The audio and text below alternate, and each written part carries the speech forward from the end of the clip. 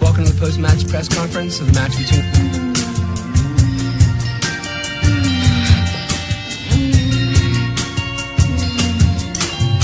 Sometimes people have sex in different ways. 69. And one way is a type of sex called oral sex. It's really good. You know, I don't particularly enjoy it. set the right tone, set the standards. No, it's not one of my favorites. And knowledge and also experience from different people. And Only if you're doing it right. I am very good. Every man thinks he knows which positions women love, but most are completely wrong.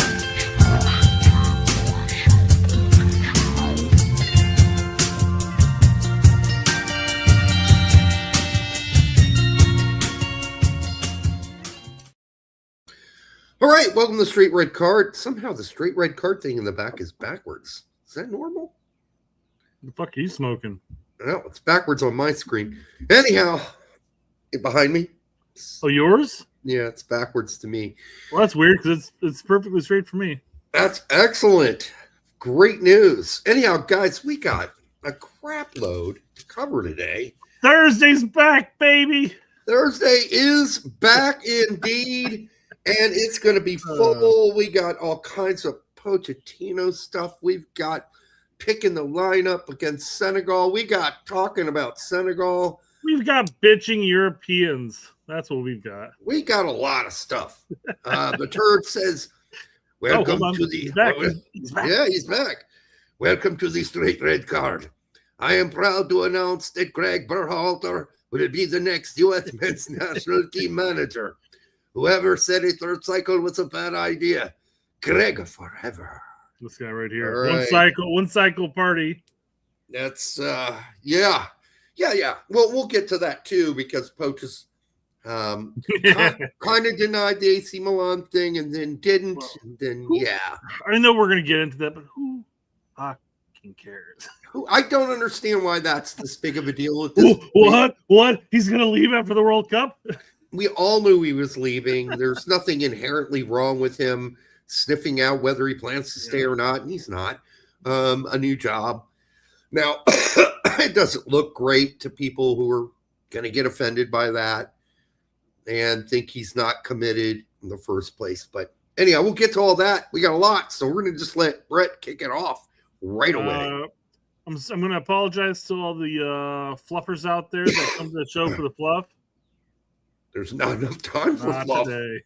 Yeah. Not today. Yep. So, all right. Well, we're going to actually start off with a video, actually. All right. And not about the U.S. soccer, but it's just an interesting little clip of Taylor Twellman talking about Portugal. Okay. Ignore the graphic down below because they don't talk about the United States team here. All right. Maybe they were, but they're on this one. So, okay. Messi and Ronaldo, what are the expectations for them? For Messi, this is World Cup defending champion. Right. Now, a couple days ago, he was injured in MLS. Philadelphia 6-4. He's fine. It's muscle fatigue. He'll be fine. Now, Argentina has to play with a little bit because of the extra teams in the extra game. They don't need to play Messi 90 minutes every game. For Portugal, and I'm going to make a bold statement here. This is the best team Ronaldo's ever had around him for Portugal going to the World Cup. Okay. Do you agree, Derek? He's had some really great teams around him every World Cup. Yeah, Portugal's a good country, good soccer country. Yeah, they always have quality around him. Always contending. Always a contender. But Teicher adds in one little thing at the end here. Okay. I think Portugal is at their best if he doesn't play. Probably. There's a lot of people getting upset about this.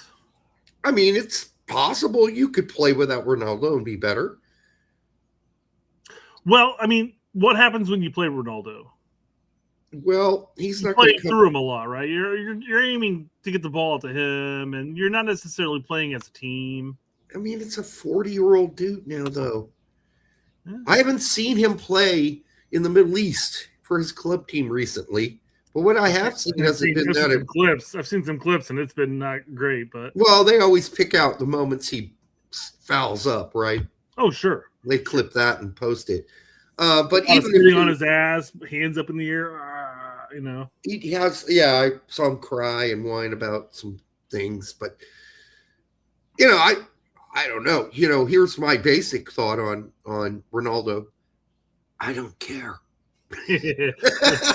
If Portugal goes down in flames with Ronaldo playing, that's just one less team I have to worry about, right? Yeah, I don't care about Portugal, and I don't care about Ronaldo. I don't know. It's one of those. I don't care about Messi either. Very true. Again, if Argentina flames out, one less team to have to worry about, right? Mm-hmm.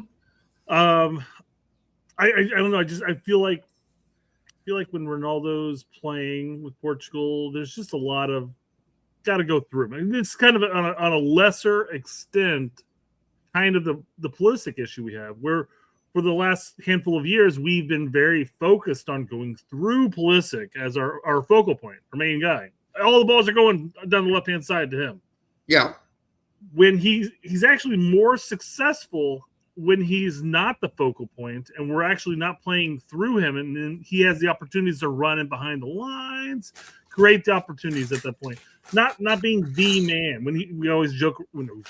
We always talk about him and hero ball. Hero ball. When he doesn't play hero ball and he's just part of the team and he's not necessarily the one that's getting all the touches, that's when we get the best Pulisic. Well, I think the same will go for Portugal. I agree. With Ronaldo. I mean, I don't think at this point, like you can say what Messi does is hero ball, but it's not. It's so measured. It's so calculated. The guy knows exactly what he's doing. It's not hero ball because Messi isn't trying. Well, Messi is playing. Whenever you get to the point where you're trying, which is where Pulisic, trying harder and harder isn't always the answer. Playing smarter is the answer. And that's when Messi came to MLS, that's the one thing he talked about. He's like, there's a lot of players that think that they have to run around. When in fact it's like it actually is better to walk around and then make your run at the right time.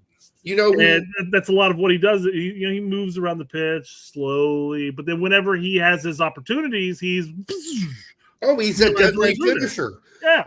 Who is the opposite on the United States men's national team of Messi? Not Pulisic. Oh, Aronson? Aronson is the absolute opposite. Hey, he's a great presser. It's just, sometimes it just looks like he's a chicken with his head cut off. Yeah. Running around out there.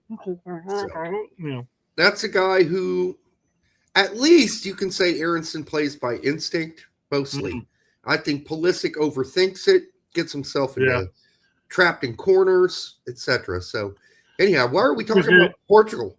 Well, I mean, it's something that came up. It's think of this as soccer fluff, Derek. It's soccer fluff because this is people were upset about this whole comment. Like, oh, he just had to throw in a jab against Ronaldo. The things people get upset about nowadays. He's making a decent point. I mean, Chris Gary here says he was injured for most of the Euros and they won. And Colin says they qualified when they benched him. Yeah, they can play without him. Portugal is a high-quality roster. Exactly. They don't need Ronaldo. This is not what Tight Shirt is saying is not. It's not a radical statement. The dude's 40. Yeah. He's not, and he's not. He's a different. He was a massively physical player in his day, and has he stayed in good shape? Sure. Oh, 100%. But and he's a very good technical player too. But can he jump as high anymore? I don't know. I mean, is he as fast as he used to be? That used to be one of his big bennies. He's fast. He's quick. Is he still fast and quick? I don't know. How far has that come down? I don't know. That's up for the Portugal manager to worry about. I'm not even going to think about his physical attributes and what he can do on the pitch.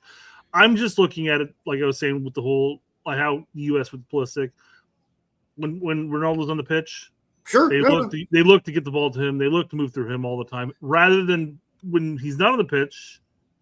You're playing as a team and you're moving things around. You're not really focusing on getting the ball to certain people. You're just saying, hey, let's move the ball and let's go up. I will say this: Ronaldo's got a lot better team around him than Pulisic does. Yeah. Okay? So there's that.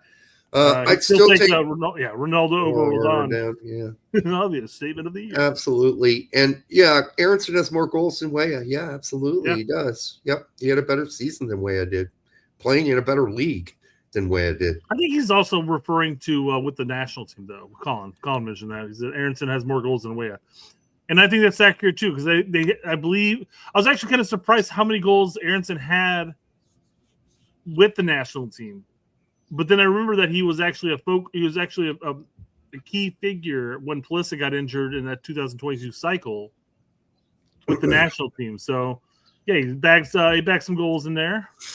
But, yeah, I think he has more goals than Weah does for the national team. Yeah. Okay. What do we got? Cannonbon says, I'm upset I didn't get called up. I checked my spam folder and everything. Yeah, we're going to get into that, too. Don't worry about that. Okay. I don't even know what that's all about, but okay. The spam folder, the emails. Come on, dude, you know about that. No, I don't. We talked about email. last show, yeah. Okay, sending out emails, yeah. That's cloaked language. I wouldn't have connected that immediately. Anyhow, 70. It's one of the big topics we're going to cover again today. What are you talking about? I bet it is. I know. Yeah. It still is a big topic. All right, Derek. I need your opinion. I need your take on this. I posted a GIF, and I want you to tell me who this is in reference to.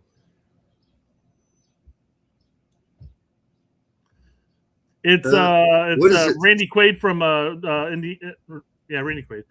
From Independence Day. He says, "Hello, boys. I'm back." Before he crashes his plane into the alien spaceship. Yeah, I would have no idea who that's. You don't know what it's in reference to? Oh, it's in reference to somebody who hasn't posted in a long time that we used to communicate quite a lot with. Oh, Berlin? No, that's a great guess. So. God, man, where is Berlin at this point? I mean, come on, it's the World Cup in U.S. soil. You gotta be posting here.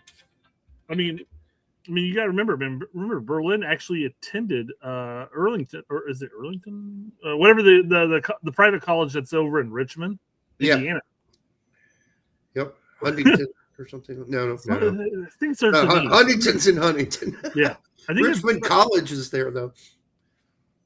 All right, what is this? What is this about? It's in reference to Diego. Diego's back. Oh, he's back. Okay. Yeah. 29. He says Zendaya should start behind Ballo if West is going to be dropped down next to Tyler Adams. And this is a nice little video of Zendaya receiving a ball, going around the little figure. And even though the goalkeeper should, in theory, know exactly where it's going. Brady.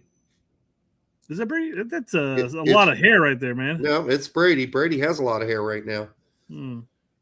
I saw the Berhalter congratulations to Brady today video. That's pretty cool. But yeah, it's Brady. It's a really good shot. I mean he could aim near post if you cheat too much. Right. I think Brady sets up a little too far left for starters, but that's okay. It's a great shot by Zendaya. And he's cheating that near. He's covering that near post solidly, but he's leaving that far post wide open. And Zendaya laces this perfectly. Zendaya he'll get his time. He's not going to start, but he'll get his time. Yeah, I mean, if Weston's moving back next to Tyler, it's definitely going to be Tillman up top. Yep. 100%. All right. So welcome back, 29. Welcome back, Diego. It's been a minute. We're going to stop sharing that real quick. So the next one is a video, and I don't know what the audio is on this next video. But, just best pull it up and we can talk about it, I guess. Stu says, I don't care about this U.S. men's national team. And then in real life. Yeah, that was crazy. I don't know where this is. This is them getting off the plane and going to the hotel. That's would be my guess. But I feel like this has to be in New York during that whole presser release. You think so? 100%, I think so. But I don't know for a fact. We don't know. I 100% think so. If anybody knows, let us know. But this is packed, and this is the opposite of the team announcement, which was lame as hell. Yes, everybody knew who the team was already. I get it. But, to have maybe a couple hundred people there, I think there were a few hundred at best. What, at the team the announcement? Release? That's what it looked like. Yeah, and I know people are like, there were thousands upon thousands of people here. I'm like, no, there weren't. How about that? No, there was somebody who was there who said there were a few hundred at best. It did look weak for Broken Furnace. So I mean, this is cool to see, of course. I mean, yes, also it is. Doesn't mean it's tens, if not maybe 100, tens of people to 100 people. I mean, right. I don't know what it looks like from 360. It could be like this all the way around. They could be walking through this mass for all I know. Brian says it looks like the Atlanta facility. Could be. I mean, either way, it is nice to know that there is some amount. It says it was in Atlanta after It was in Atlanta after they flew in from New York City. Says Lizard Cop. Are we training in Atlanta? Yes. That's our facility. But we fly out to New York for the presser, and then we fly to New York or to Atlanta, which is where our facility is going to be at, of course. Just so that in a couple of weeks we can fly all the way to the West Coast. Why aren't we training on the West Coast? It just would make sense, but I don't know. Arthur Blank paid $50 million for the stadium, so we might as well use it again. Not stadium, sorry, the facility. So we might as well use it. Game's not until Sunday, so they're going to be there a few days. Regardless, it's cool to see. It's cool to see this, the attention given to them, and they deserve it, of course. But there's all this hoopla on social medias about there not being any buzz. Well, because frankly, Brett, there's not very much buzz. I don't know what you're seeing, Derek. I see a bunch of commercials, not only on TV, but I see it on YouTube a lot. I see various advertisements. Dick's Sporting Goods, they're all over there. I've talked to at least a dozen people in the last 2 weeks who are not soccer fans at all. All. Yeah. Who've told me that they're excited to watch the World Cup. Yeah, because it's going to be something to do this summer. And so some amount of it will build up, I think, more once this gets going. My point is there is buzz. If you're just circle jerking around through the internets and the social medias and you see all the doom and gloom behind everything, there's not a lot of buzz. But I mean, I'm talking the normies, not even casuals. These are normies. I know. I wish it was bigger. That's all. I agree. I wish it was bigger too, and maybe we'll get there at some point. But I mean, it's just I think it's just a false narrative being pushed around the social medias. Quite frankly, it could be better. It could be better. It could absolutely be better. And I think a lot of this has to do with the negatives behind this World Cup, the ticket prices, the fan zones, etc.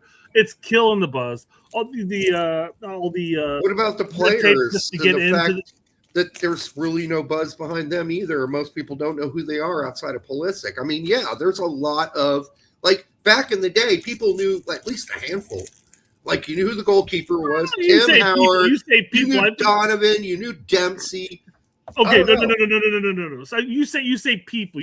Now you're referring to casuals in this situation because otherwise, if you're a diehard, you know everybody, of course. You're referring to the casuals. That's correct. I feel like that for the most part, I can talk to my brother who's a casual, and he can name at least a handful of players that are on this team. Karen fucking Teed. Now I'm again referring to more the normies, and the normies is where the buzz is going to be because casuals are there, the diehards are there, regardless. So. All right. Well, I don't think it's the kind of buzz I was hoping for, but let's see how it builds going forward. Well, shit. I think again, and I'm not. I don't have the.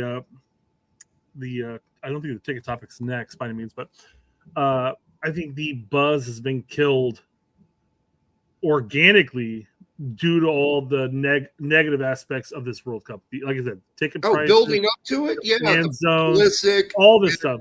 Pulisic and the coach having an argument in front of the world. I mean, there's a lot of unnecessary drama that occurred. There was a lot of unnecessary drama building up to this. And listen, there hasn't been the kind of winning that a lot of us would have liked to have seen either.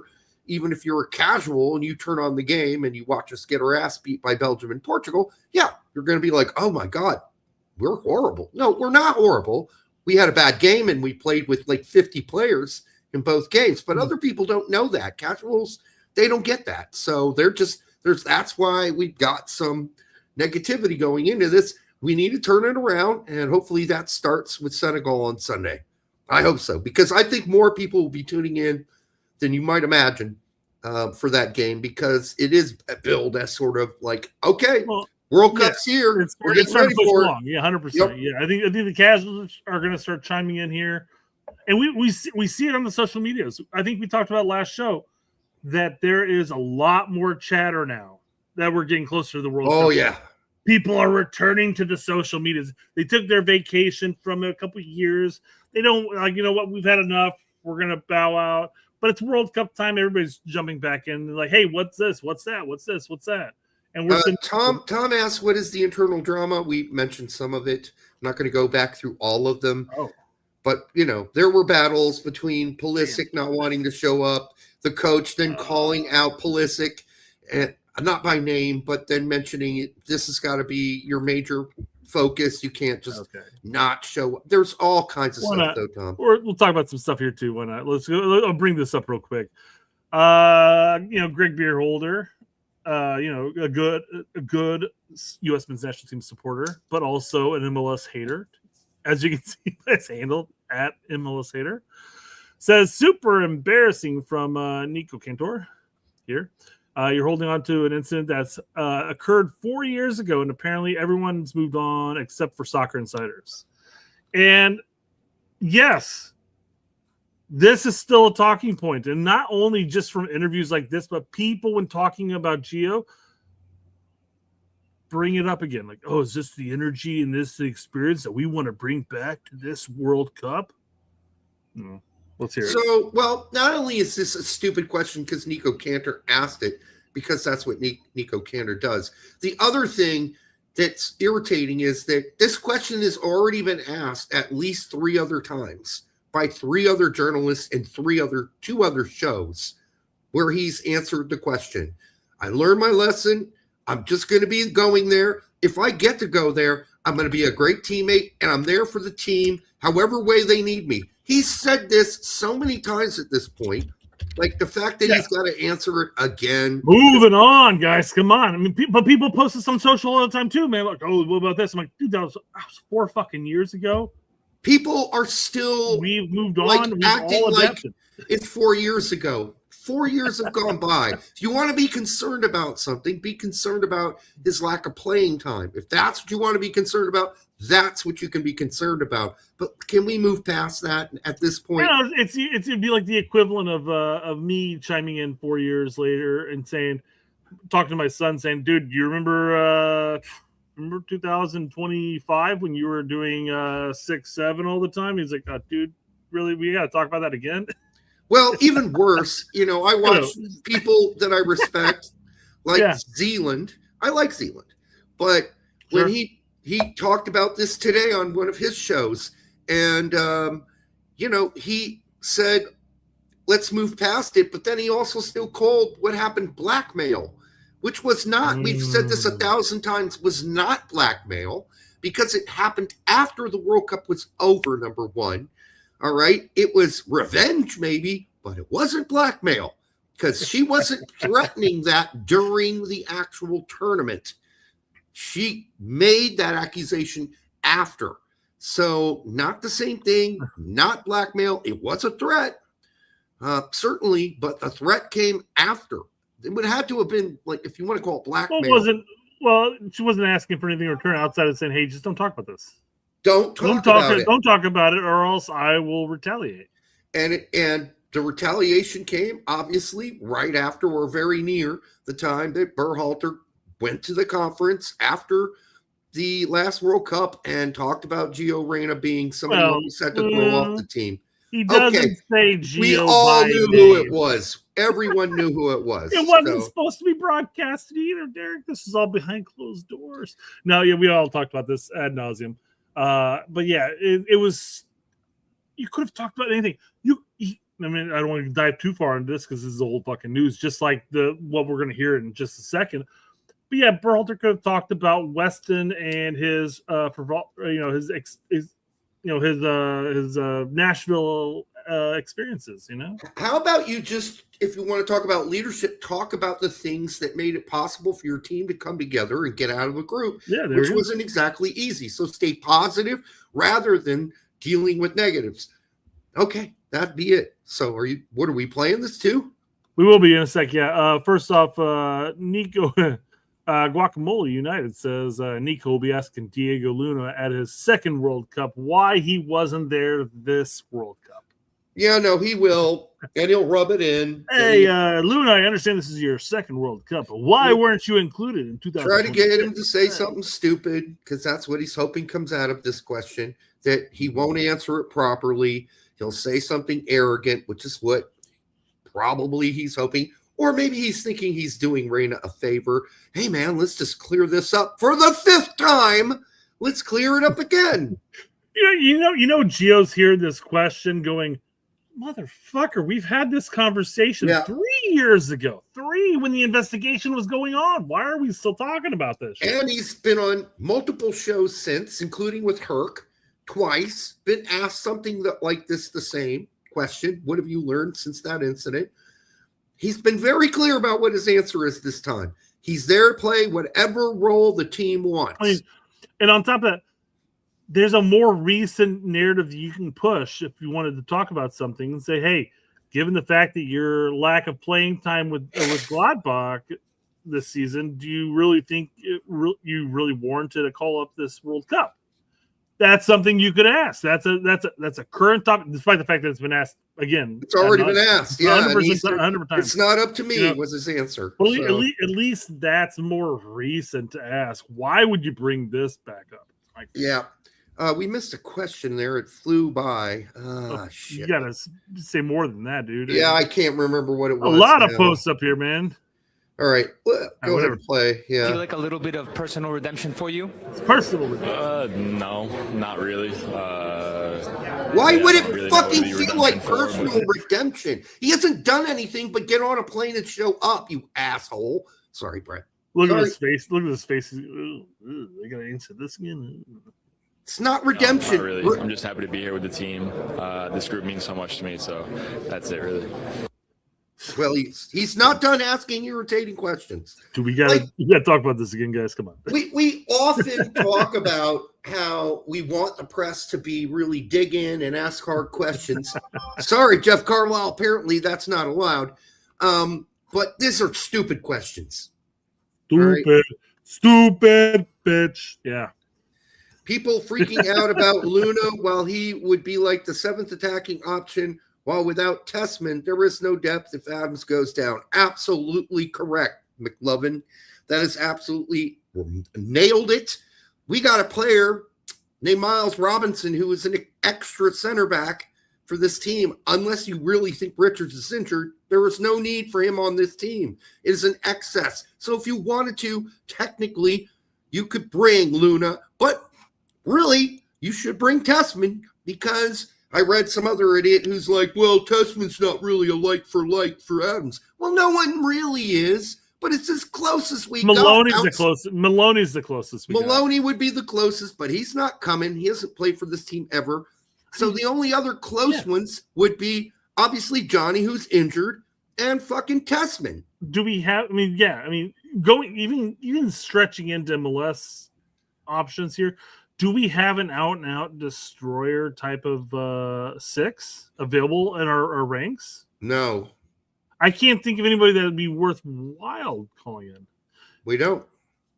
I mean, the only other guy says Morris, but Morris isn't necessarily a destroyer 6. He's a ball carrying and he's the contact man between the middle. No, he's really good at shutting down counters. I'm not saying he can't. I'm not saying he couldn't fill in for Adams in that.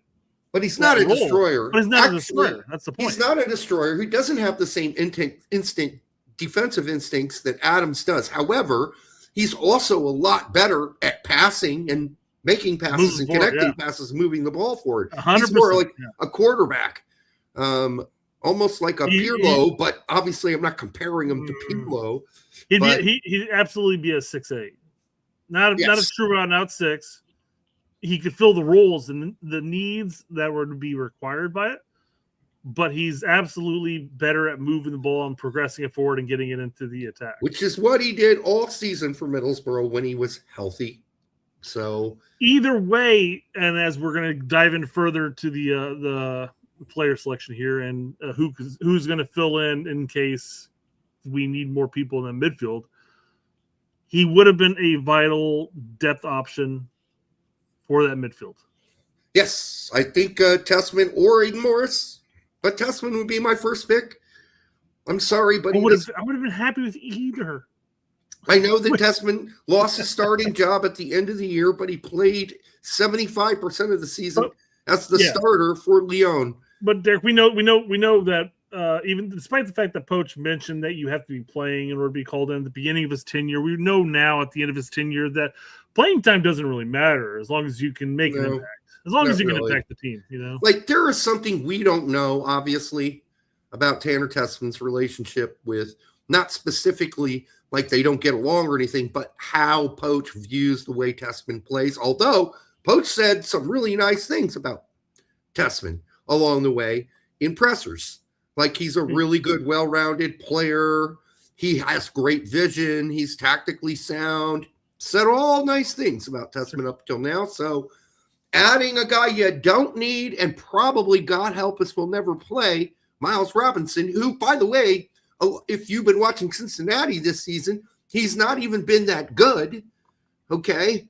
And yet he gets to come into the World Cup. To me, it's I still can't wrap my head around it. I guess while we're talking about that topic, let's cover the whole thing here.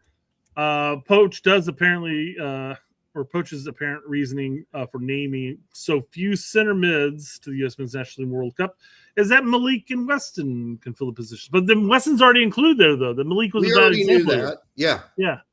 So Malik can jump in there, and I mean we knew that, but he's not listed as a midfielder. So I guess at that point, you've got the midfield covered if need be. But Tillman, it's possible. It's not the role he's used to playing. He did it during Jamaica, but he did it during Jamaica, and it looked good. It was fine. Yeah. But that was it. He's done it for he did it for PSV a small handful of times. But it's like, okay, that's Holland. That's not the World Cup. Okay, I guess that Poch has a different vision of what kind of player Tillman is than we do.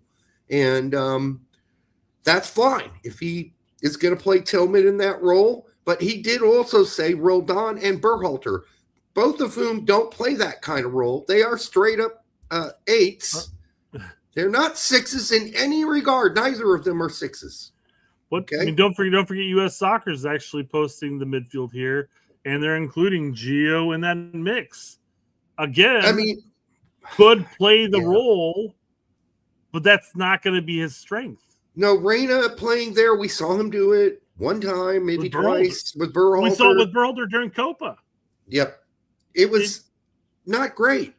Yeah, I mean, well, geez, we were sitting there during the matches calling it, going, why is Reyna playing left back?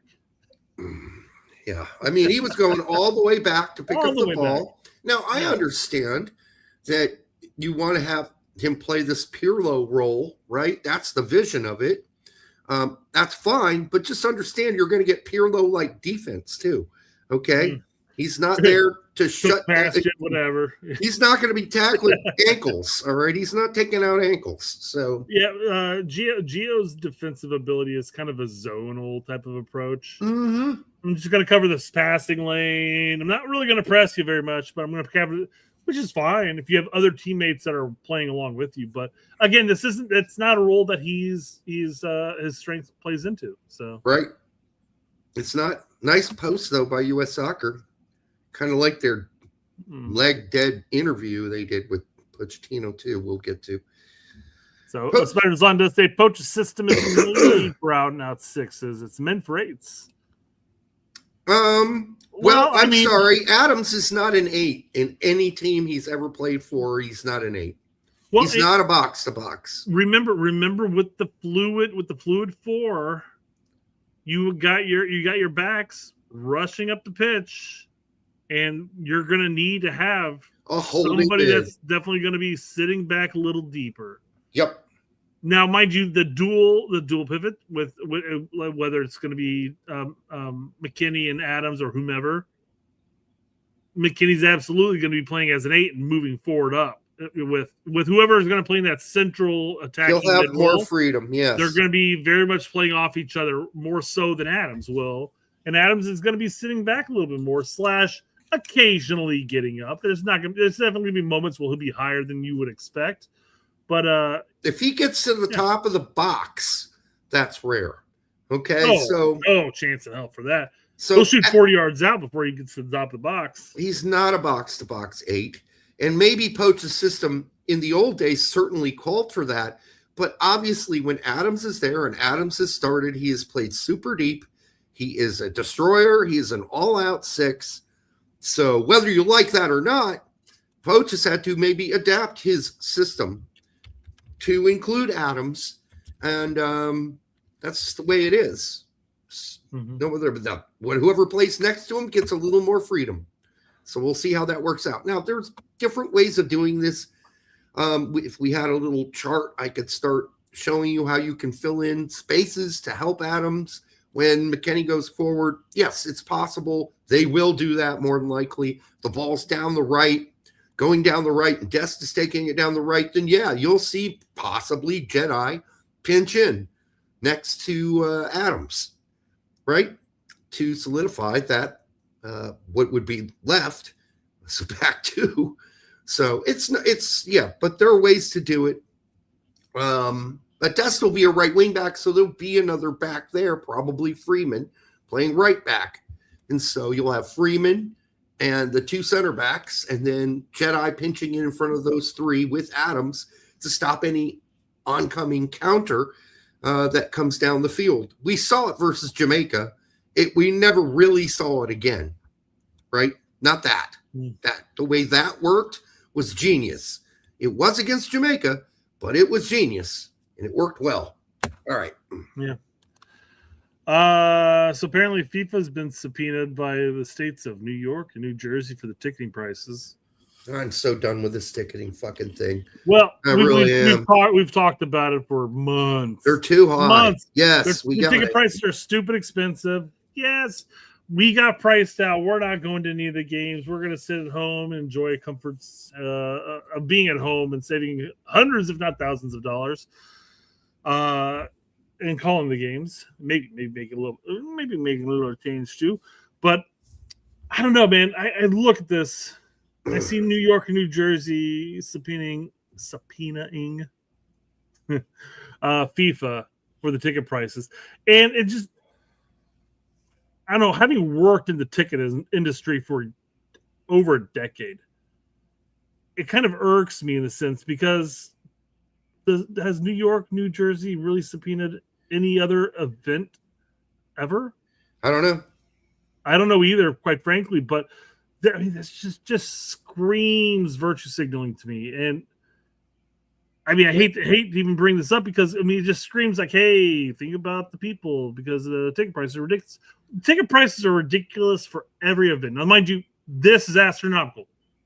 $1,000 for a ticket, stupid.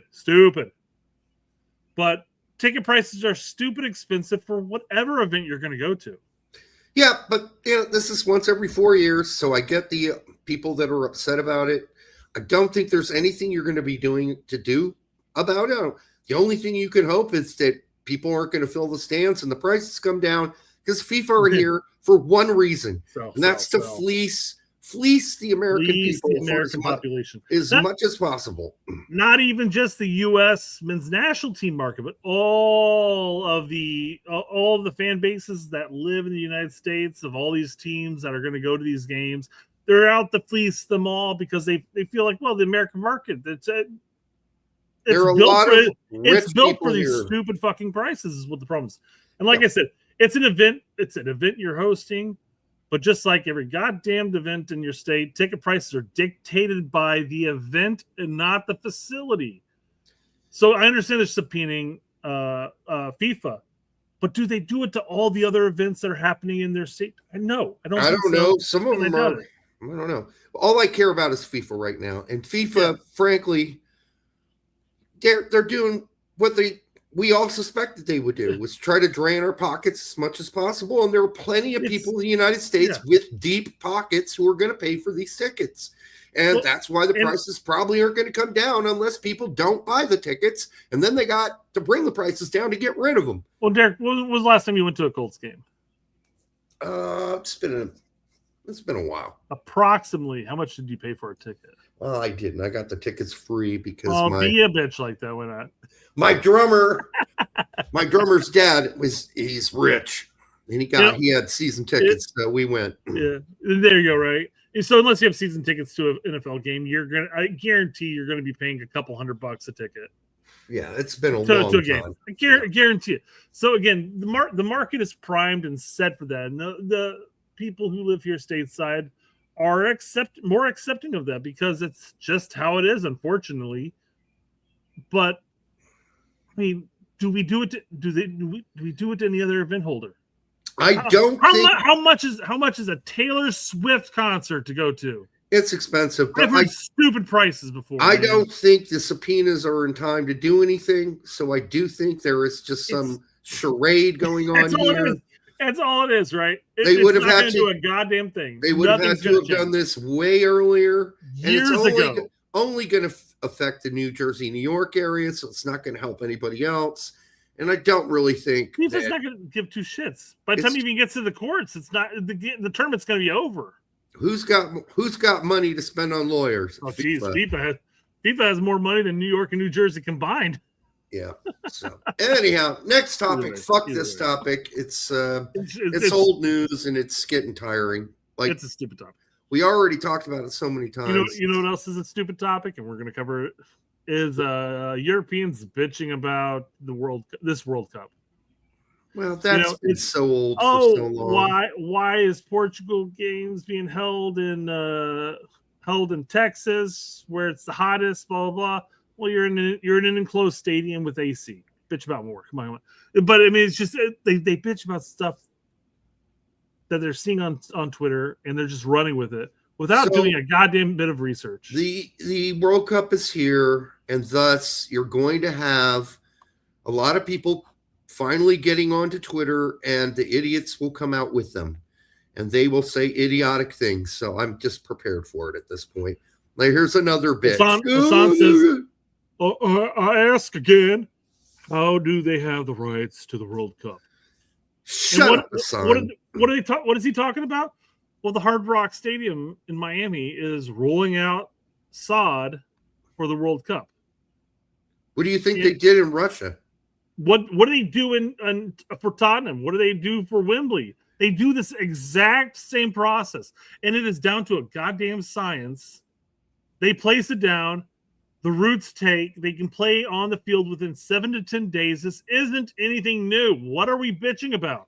To bitch because it's in the United States. That's why, as you put it earlier, I'm sick of it. I just wish these people would go fuck off and jump off a cliff somewhere, because that's all this is. This is just being negative for negative's sake at this point. Yeah. It's just they're like, oh, that's a really thin amount of turf on concrete. Well, it's not on concrete. That what you're seeing right here is on the sideline. Sure. But there's like a layer of massive amount of sand underneath the actual field itself. Yep. And this is a stadium that has turf. And you know what? This isn't the United States doing this. This is all dictated by FIFA.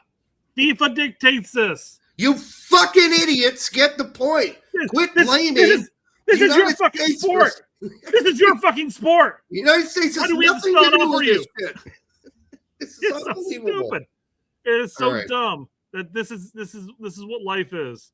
Yep. Leading into the World Cup is a bunch of people from Europe bitching. You don't hear anybody else around the world bitching about this. This is all Europeans bitching about it. Oh, Hassan's from Europe? Oh, fuck. Yeah, he's from the UK. Oh, well, fuck him. Fuck him and his... anyhow. This horse he rode in on. Oh, God. It drives me up a wall having to deal with that shit. Seeing it all over the place. And it's like, here's the thing. any casual soccer fans that go on to Twitter and see that shit. They're like, all of a sudden, they're like, oh no, geez, maybe something is fucking wrong with the United States and the World Cup that we're hosting. Maybe we are the problem. No, fuck off. Maybe all these venues are greedy. No, FIFA's greedy. Maybe all these amateurs laying out the grass. No, that's FIFA, you dumb fuckers. They're responsible for laying out the fields. They're all FIFA officials, okay, who are overseeing this. So get over yourselves. You got a problem with it? Go bitch to FIFA. Quit bitching at us. All right. I mean, I like my statement. Like, this is your fucking sport. Why do I have to keep telling you this shit? You should know this. You should know it. The whole laying of sod. I mean, like I said, I think Tottenham is one of the examples, and I know Wembley does it, but I mean, Tottenham has like 2 fields growing at any given moment. Yes. That they place on their fucking stadium when it gets worn down. Yep. They don't just keep that fucking field pristine; they replace it. Come on, guys. Yep. Oh, by the way, Will was going to send MLS Moves was going to send you. I don't know if he did a post. This is when both Donovan and Howard were said, "I'm going to name a bunch of players. You tell me. Are you listening? Yeah, I'm listening. I'm sorry. You tell me if any of these players are better than yes. Clint. I had that. You have it? Okay. Oh, awesome. I don't have it pulled up. No, but we need to. Oh, we need to. I mean, I can dive into it here.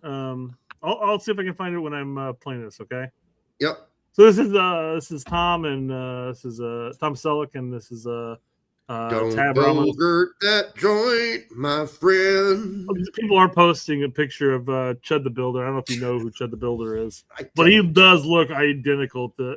He's currently in a court case right now and is going to see more years in prison than he has left in life.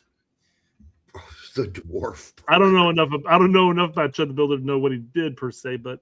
Apparently, Tom is quite short, but that's not his fault. He was born that way. Yeah. He can't do anything. You can't do anything. But well, I guess you could. You can get extensions in your shins, but that's a fucked up process. No, that's a totally horrible thing to do. Just stay short, my man. Don't worry about that shit. So, what does "don't bogart that joint, my friend" have to say? Before June 1st, the United States has their first friendly before the World Cup. They are playing Senegal for me, Tab. I'm very curious what this lineup is going to be. As I put the lineup together, as we always say, let's try to figure out what Pochettino is going to do, not what I'd like to do. And good for you. Because of the injuries and maybe some guys not being 100%, I think I'm going to say that he's going to go with Freeman at the right center back spot, good pick. McKenzie in the center. Yep. And Ream on the left side. Yeah, the reason for that is Richards will be coming off. Obviously, he's been injured, but also coming off the final. Yes. So it's likely that he gets a rest the first game. Not on the rest, right side, but... I think. I got to pause it at some point because I mean it is. Yeah. No. Content creation. We had talk about it. Richards did not play in that final because he's injured still, or they wanted to make sure nothing happens. So he doesn't need a rest, except if he's tired from the flight. What he does need is we need to make sure he gets off the flight, gets settled in. He doesn't need to immediately play this first game. I would like him to, but I understand the reasons why he would not. We got a back three there, by the way, just letting you know. Yeah, we do have a back three. Isn't that shocking? I agree. The Europeans are the biggest whiners in the world. We have to play the games during the day to accommodate them so they can watch them in the afternoon. I hope the U.S. wins despite them. I know we have to get up at weird-ass times to go watch the Royals in Japan. Oh, yeah. Yeah, that was crazy waking up schedules there. Yeah. Sorry, to remind me of the whole the South Korea World Cup. Yeah. But there's a whole story I'll tell you later about those. Okay. Yes. But the whole timing and the Europeans. That was one of the. I mentioned how there's a Portugal fan that was bitching about how Portugal is playing in Texas, despite the fact that they're playing inside of an enclosed stadium with air conditioning. Air conditioned stadium. Yeah. But they're like, why are they playing in Dallas? at 1 p.m., which is like the hottest time in the hottest city of the hottest state of the United States. Because you're an idiot. That's why. They're playing at 1 p.m. because of you, Fox, in Europe. And you're still an idiot because you don't know they're playing indoors at an air-conditioned stadium. Do some research, moron. All right. We agree. And that hurts me, being that obviously my mom is German, but my mom is certainly no pussy. I'll put it that way. She's old school German. And Brian brings up a great point here too. Our USA games, Derek, you and I have to cover games. Yeah. One game's at 9 p.m. and another one's at 10 p.m. But you don't hear us bitching. You don't? We're gonna be up till midnight covering these games. 1 a.m. We gotta work the next day. We gotta work the next day. I guess we're not bitching. Guess I didn't have to teach summer school, but I enjoy it, so I'm gonna do it. There you go. Yeah. All right, so go ahead, Tab. He's gonna go with Weah. I think he'll go with Robinson on the opposite side. In the middle of the field, I'm gonna say that Adams will be the holding 6, with McKinney and Tillman sort of switching that 8 role when one goes, one stays. Yeah, I like that. And then up top, it'll be Pulisic and Balogun. He's tried something like that already in more of a what looks like a 4-4-2. It didn't go real well. I don't see that happening, no. I don't see this happening. No. But I do think if you line up McKinney with Adams in front of the back 3, I do think Tillman will be somewhat responsible for coming back to help. I don't think that Weah's starting over Dest. I don't think there's a universe that happens. I think Tillman's going to be up higher here. Yep. I think Wesson's going to run all of the midfield here, get the ball, distribute out wide. Adams is going to pinch it here, and then you have A-Rob and Dest. Weah or Dest. It's Dest. Yeah. It's Dest. Weah had – the people don't realize that Weah had a whack-ass season this year at Marseille. It was not good, people. It was not good. It was a MEH, a solid capital MEH season. Dest, at least going forward, is deadly. He's still deadly. He'll give you everything you need, and he can still get back and play. Not great defense, but good defense. Good. It's good. Right? Let's say, real quick, Colin. You can post who you think the 11 is going to be. We're going to be doing our 11 here shortly. I mean, everybody in the chat, if you want to post your 11, go for it. Go for it. Yep. Yeah, we'll pop some up, but we'll do that here in a bit. I like Tab's try though. I like it. It's a little like he said though. However, I'm trying to get my inner Poch. That's not easy for people to do. Well, he's so off the wall. Who knows what Poch is going to do next? You really don't know. Sometimes you don't know. I mean, he kind of leaned into he was in a back 4, and then all of a sudden we moved into a back 3, and then he went back into a floating 4. You don't know what's going to happen the next game. Oh, and on top of that, somebody asked who's the captain going to be. So when Poch was asked that,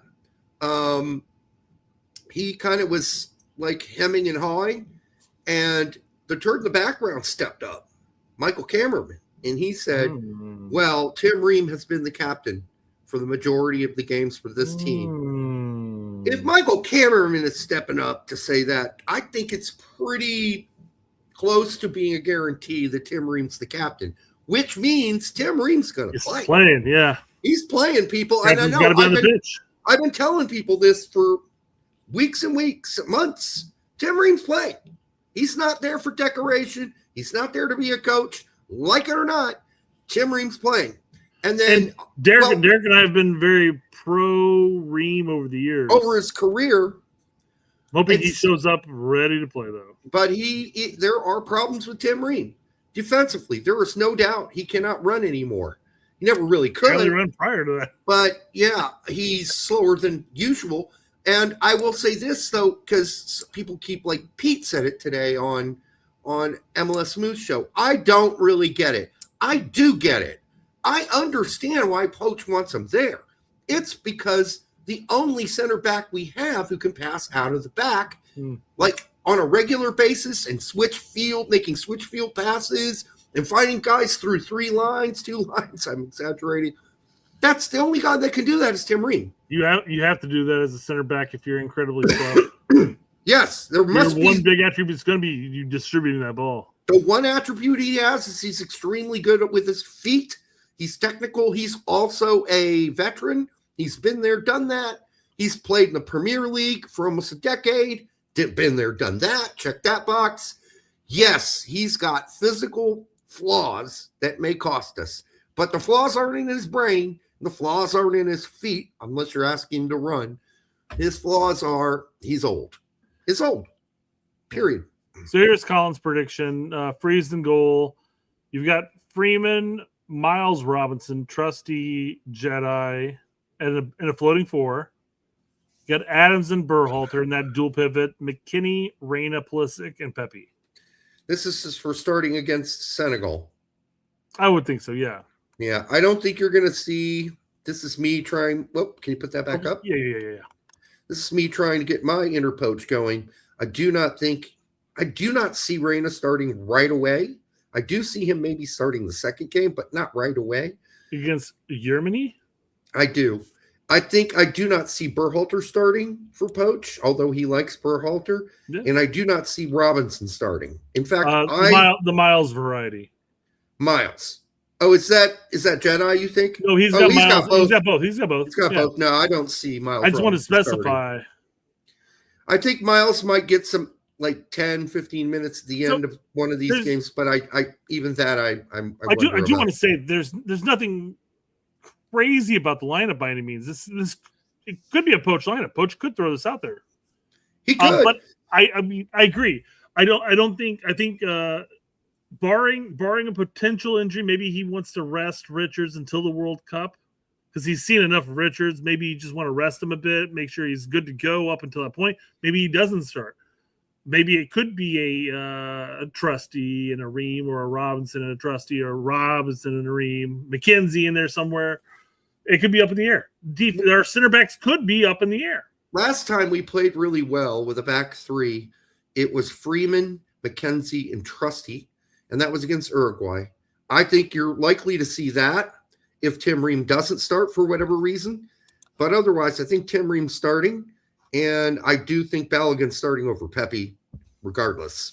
I don't see – I right now think Poch actually considers Pepe his third choice at striker based on his subbing for the last 2 friendlies. That was really weird.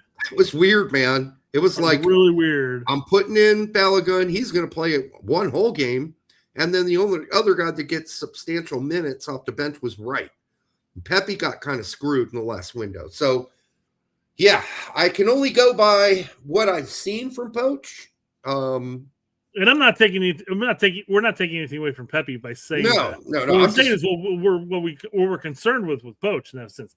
I'm honestly surprised that Pepe didn't get more playing time, at least a half each match. I know. We talked about it at the time. I'm honestly surprised. Where is Pepe?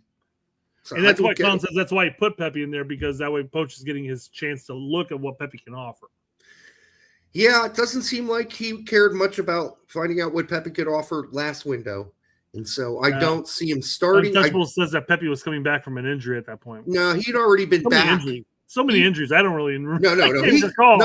No. Last window, he'd already been back from that injury and had already played. He was fine. He was ready to go. That's not why he didn't get hardly any minutes at all. It was not the injury. That was also asked. No, that was not the reason why. So he just right now just maybe doesn't rate Pepe. I mean, we'll find out, but I don't see Pepe starting either game, actually. I think the thing you'll see that's weird is you'll see Turner in one game and Freeze in the other. I do think there's still a job up for grabs there, honestly.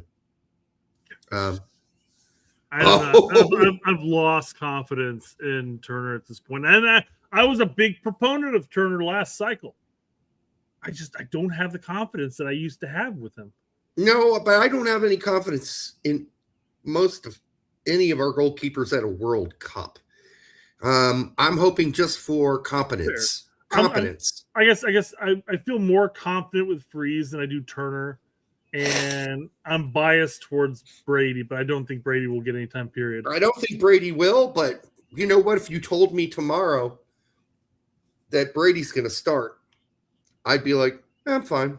I'd be happy if Brady overturned at this point. I'm just saying, I'm biased. Because I really think the difference between the goalkeepers is minuscule. And then Freeze has had a rough beginning to the MLS season. He's had some moments that weren't good. Granted, Turner had a couple moments that weren't good, but he's also played pretty well here and there as well.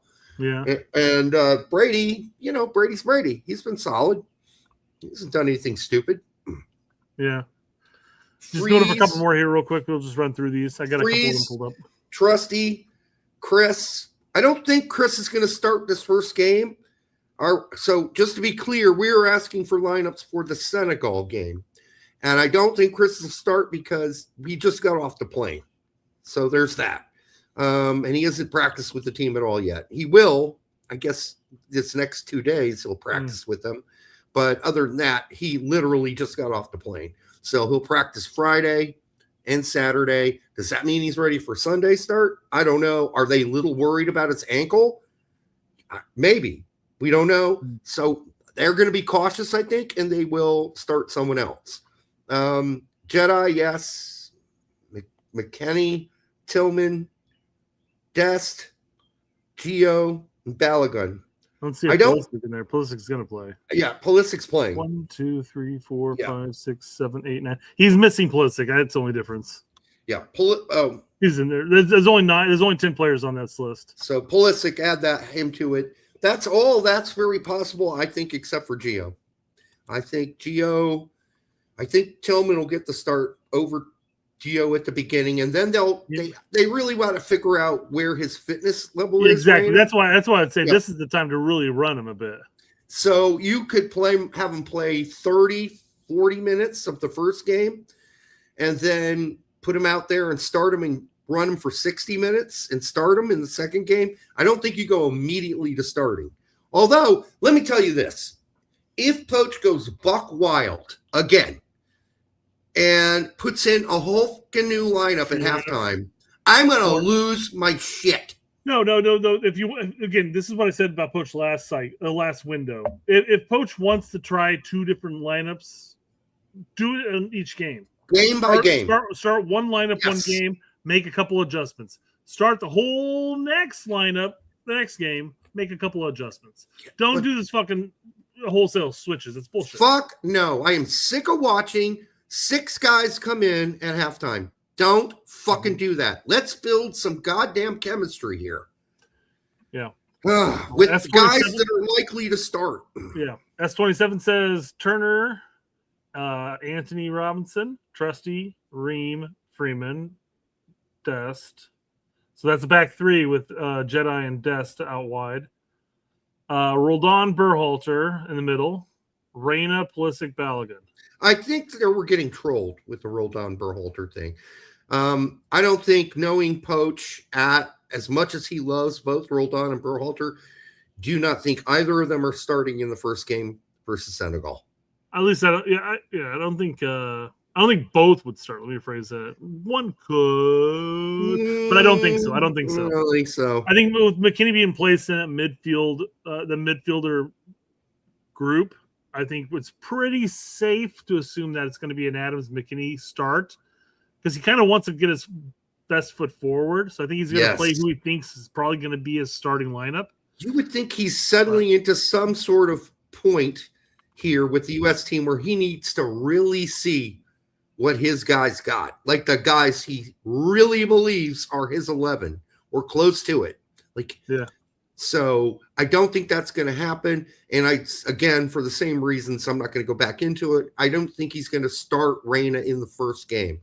Reyna will probably get some minutes, 20 minutes, 30, and then maybe he'll get a chance in the second game to start and go 60, 65, but no more than that, because there is no way that Reyna is fit to play 90 minutes at this point. He hasn't done it forever.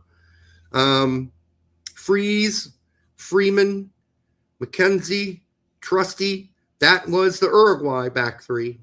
Right wing back Dest, left wing back A-Rob, CDM Adams, CM McKinney, Pulisic, Tillman, Balogun. Yeah, that's pretty straightforward right there. Well, you just stole probably our most likely pick for what's going to happen. I mean, the only take there would have been Richards in there instead of Freeman.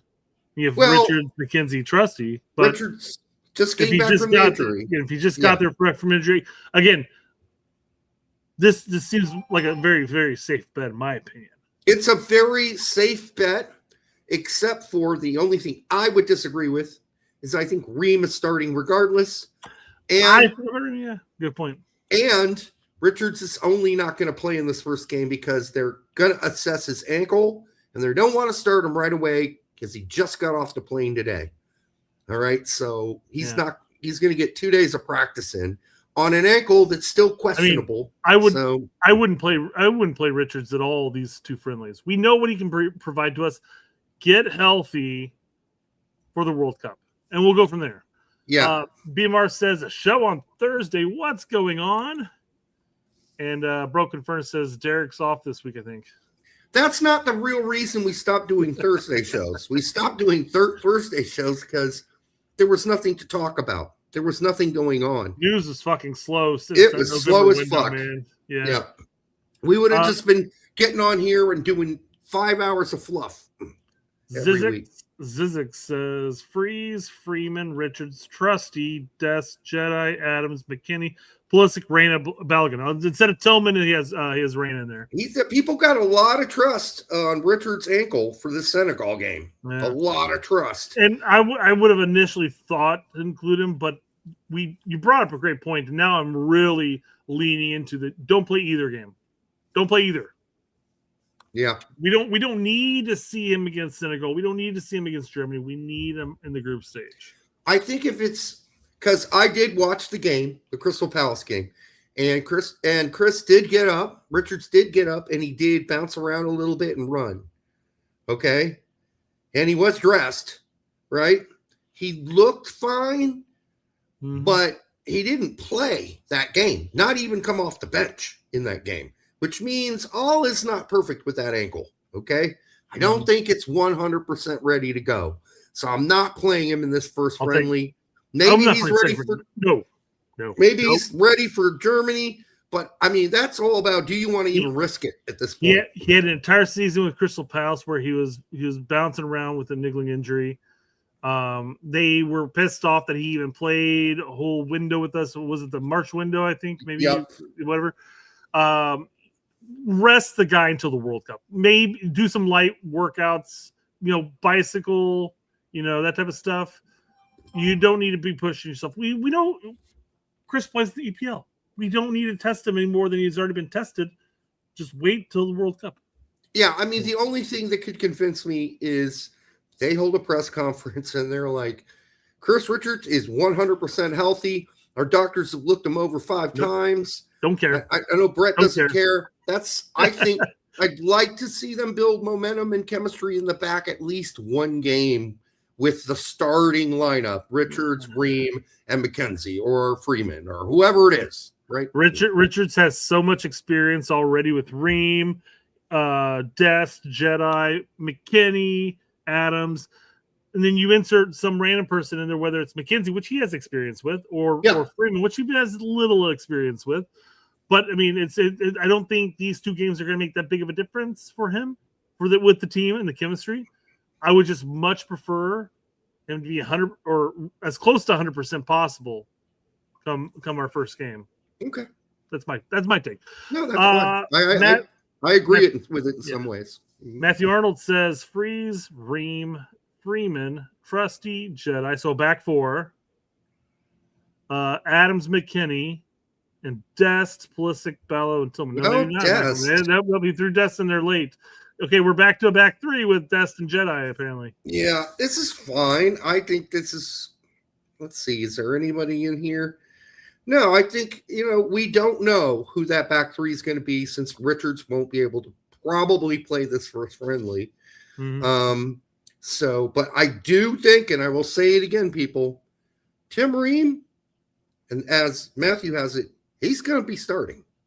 And he's going to be the captain. So I think he's going to at least start. I don't know if he goes the full 90, but I do think they like also the Ream Jedi history. Those guys played at Fulham together for years. They got a good connection. So what people talk about is like Jedi always knows how to cover Ream's ass when he's in trouble. Right? So, hey, Brett, I saw you respond to a guy on Twitter that said we have a quarterfinal talent on our roster. Do you agree with that assessment? I don't see it, to be honest. Quarterfinal talent we have. I'll let you answer too, Brett, but we have the talent. Do we have the balls? I don't recall replying to a guy talking about the quarterfinal talent. It's possible I replied to a lot of people. And maybe I'm glossing over this, but I recall it may have been the Call What We Want crew. They talked about who we were likely to be facing in the first knockout stage and then moving forward. We could, in theory, depending on how we finish, have a very easy first knockout. Well, I say very easy, but obviously a third place team knockout stage, which would benefit us, obviously. We could make it to the quarterfinals. It's possible. We could get grouped. We could get grouped. That's the other thing, too. We talked about that in the show. I mean, this could go either way, people. Honestly, they're like I said, there are three things can happen at this World Cup with this team. They can either persevere and overcome, which we haven't seen a lot of that from them. They could play really conservative and squeak through, or they could completely collapse underneath the pressure and the weight of this World Cup and how much it's going to mean to American soccer going forward, because this is huge. This is a lot of pressure. This is 94 times 10, okay? Because that's where we're at with this game in this country. Are people going to care if we collapse? Are they going to care about the men's national team anymore? Because Americans like winners. They're going to continue to watch the women's national team at World Cups.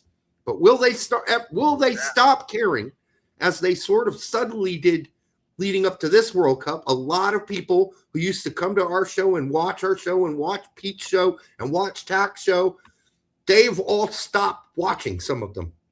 They're like, call me. I'll be back at the World Cup. I'm done for a while. I'll be back later. Yep. Yeah, I can't take this anymore. We get it. Average Joe says we do not have more talent than Belgium, so no, not quarterfinal talent. Again, going back to that Belgium game, I think I counted something like 7 or 8 chances at any given day we would have put away.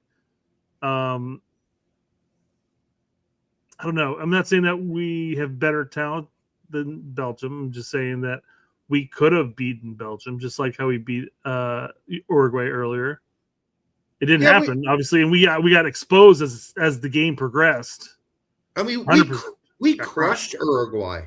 We destroyed Uruguay. But again, different game, though, right? Completely. What was the big difference between the Uruguay game and the Belgium game? We didn't put in 10 fucking subs at halftime, and I exaggerate, but we did not do that versus Uruguay. Didn't matter. We were like, it was 4-1 at halftime. Yeah. We put Uruguay away. We demoralized them. We crushed them, and there was no coming back from it because we put our chances away early in the game. Well, that's I mentioned the 7 to 8 chances against Belgium that we had, where any other day we probably would have put most of those opportunities away. If we put a couple of those away, that game's completely fucking different. Yep, we're no longer getting beaten 5-2. It might be like a 3-2 game, or it might be a 2-2 game, or we might win 2-3-0. Doesn't matter. I mean, it's just a completely different game if we put our opportunities away. And that's what I'm saying. When we go into the World Cup, we could either be the team that gets grouped. We talked about that. Or if we just put away our chances, we could put teams away so fucking quickly. Because we do create a lot of chances early. We lose out steam as the game progresses. Yeah, I don't think we're probably as talented as Belgium. However, that's because Belgium has like near world-class players like Doku. There are other guys, but this Belgium team is not as good as the Golden Age. Belgium team. This is a very beatable fucking Belgium team. Very beatable.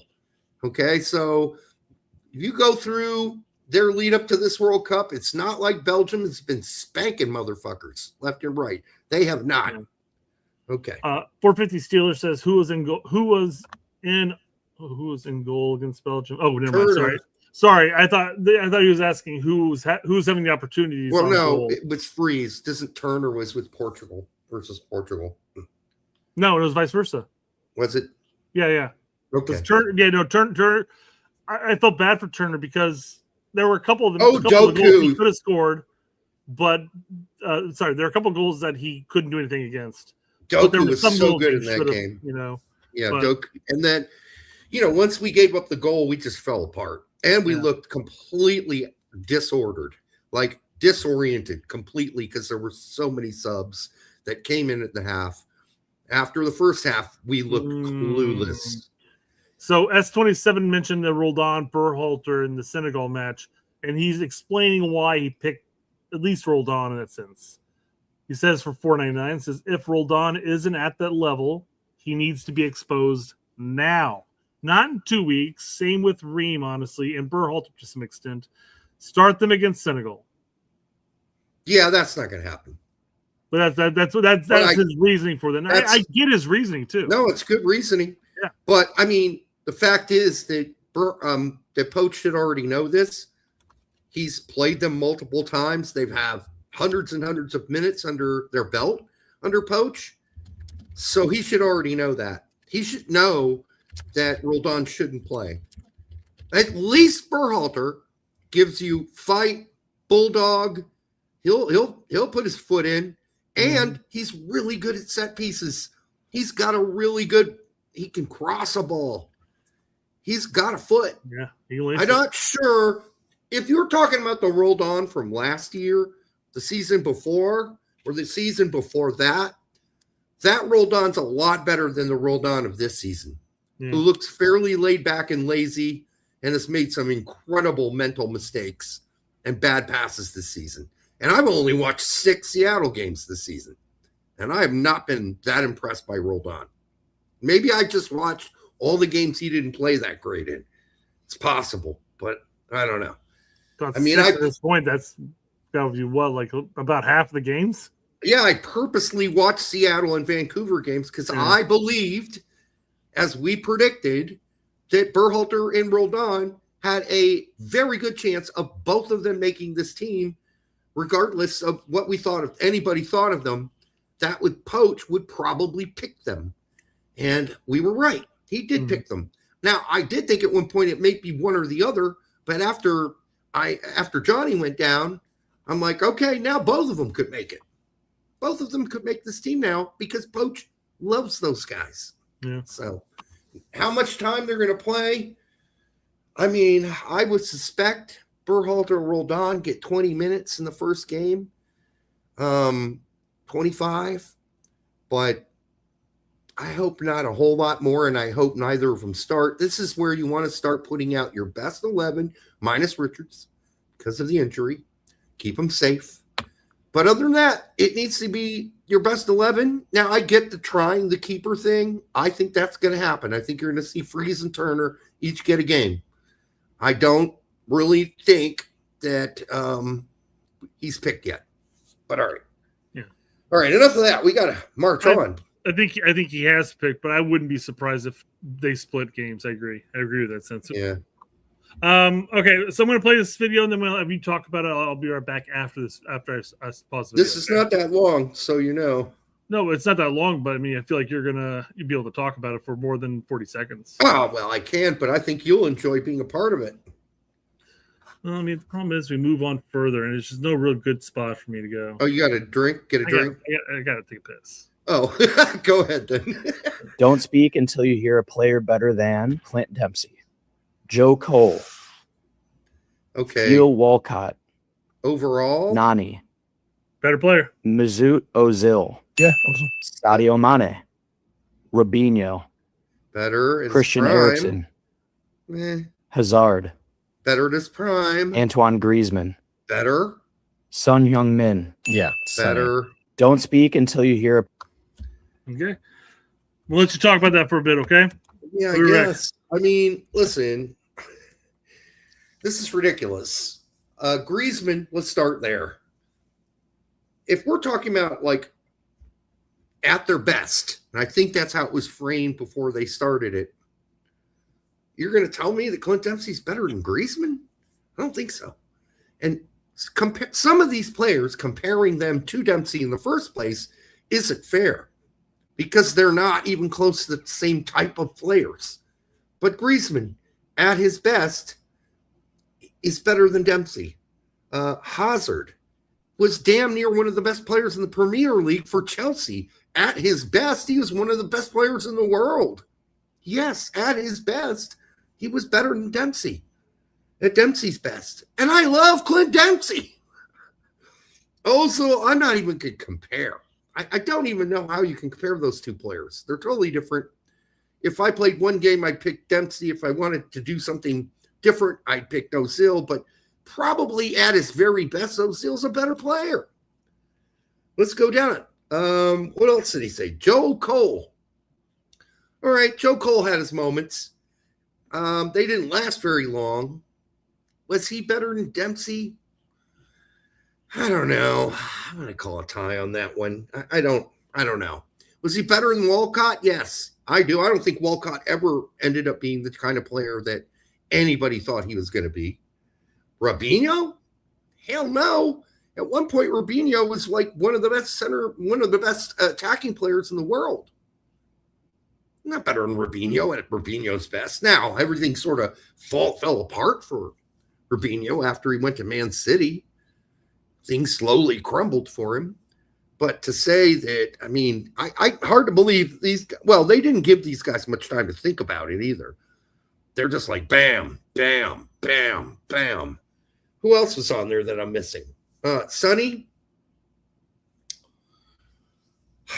They were pretty quick to hit the button on that one. Sonny's a great player. But I don't know. That one's closer than people think. But probably Sonny's a better player. All right. So, yeah, I know Joe Cole did well for Chelsea. To me, it came and went fast, though. Okay. For Hazard, same thing. It came and went quickly. Like Hazard was like one of the best players in the Premier League and one of the best players maybe in the world. And then he wasn't. He went to Real Madrid and just flopped. But still, at his very best, Hazard was better than Clint Dempsey's very best. And it's okay for us to say that. There's nothing wrong with saying that. The guys we're talking about, Griezmann, Hazard, and Robinho, we're talking about, and Sonny, we're talking about near world-class players or world-class, but near it at the very least. And Clint Dempsey was just a very, very competent EPL player, a very good one. And he's a U.S. legend.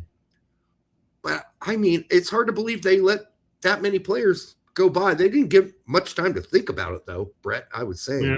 Like, they're like, blah, blah, blah. I mean, give me a second to think about it. I mean, Howard played some of them, I guess. Oh, no, Howard played against almost all of them. He played against Griezmann. He's played against Hazard. He played against Ozil. He played against Sonny. He played against Joe Cole. He played against Walcott and Robinho. When Robinho was at Man City. Fair enough. Donovan only played against them in World Cups, of course. Maybe not even. Yeah. And I think good point by Colin. Like, the real problem with Dempsey is his speed. Like, he lacked, like, some of the players on this list, like Joe Cole and Robinho and Grease, they're all just quicker and faster than Dempsey. That's not the only thing they got. But at their very best, almost every player on that list, minus one or two, are better than Clint Dempsey. So the fact that we didn't get, like, a bunch of bells there, kind of weird. Let's talk about Senegal. Let's And talk I about it. honestly, since we covered like a bunch of potential rosters, I don't think we need to do our own lineup for that. So we'll get rid of this. No, we don't need to do our own lineup. What you mean, U.S. lineup? Yeah. I don't know. We can throw together one real quick. It'll take like 5 seconds. We pretty much did during that time period, but we can talk about it, sure. Now, I was thinking we would throw it together and put it up so we could go back afterwards and see how we did. So it's just mostly for technical reasons rather than like, oh, we're giving you something you never saw before. You know what I mean? Went upstairs and had to go drain the lizard. You talking about me needing another drink? I was like, I could get another drink. That's right. Oh God. I was like, I was gonna grab. My wife made me get some twisted. What is it called? Twisted lemons. Yeah, twisted something. The lemonade, half lemonade, whatever. Pretty much Arnold Palmer, more or less. Also, fuck you up, dude. I hope you're all right. 5%, dude. It's 5%. What are you talking about? Oh, really? That's all? Only 5%, yeah. Oh man, they're going light. They're going light. Yeah, it's no AMFs or Long Island iced teas you get down in Bloomington, man. Nothing like that. Yeah, for sure. I'll really fuck you up. But so I went up there and I'm like, I'll grab one of those. Twisted teas, or is there probably tea? Yeah, twisted tea. It's not Twisted Sisters. No, I don't want that drink. We're not gonna take it. No! You're not gonna drink me. No. But yeah, so I went up there and I only saw one in there, so I was like, no, I can't take the last one. So I got the other drink my wife asked me to get a while back. That she's like, dude, it tastes like shit. And I can't let beer go to waste. So I'll drink it eventually. So I'm drinking Corona Sunbrew. Okay. Citrus Cerveza. They just left the lemon in this time. All right. It's a beer.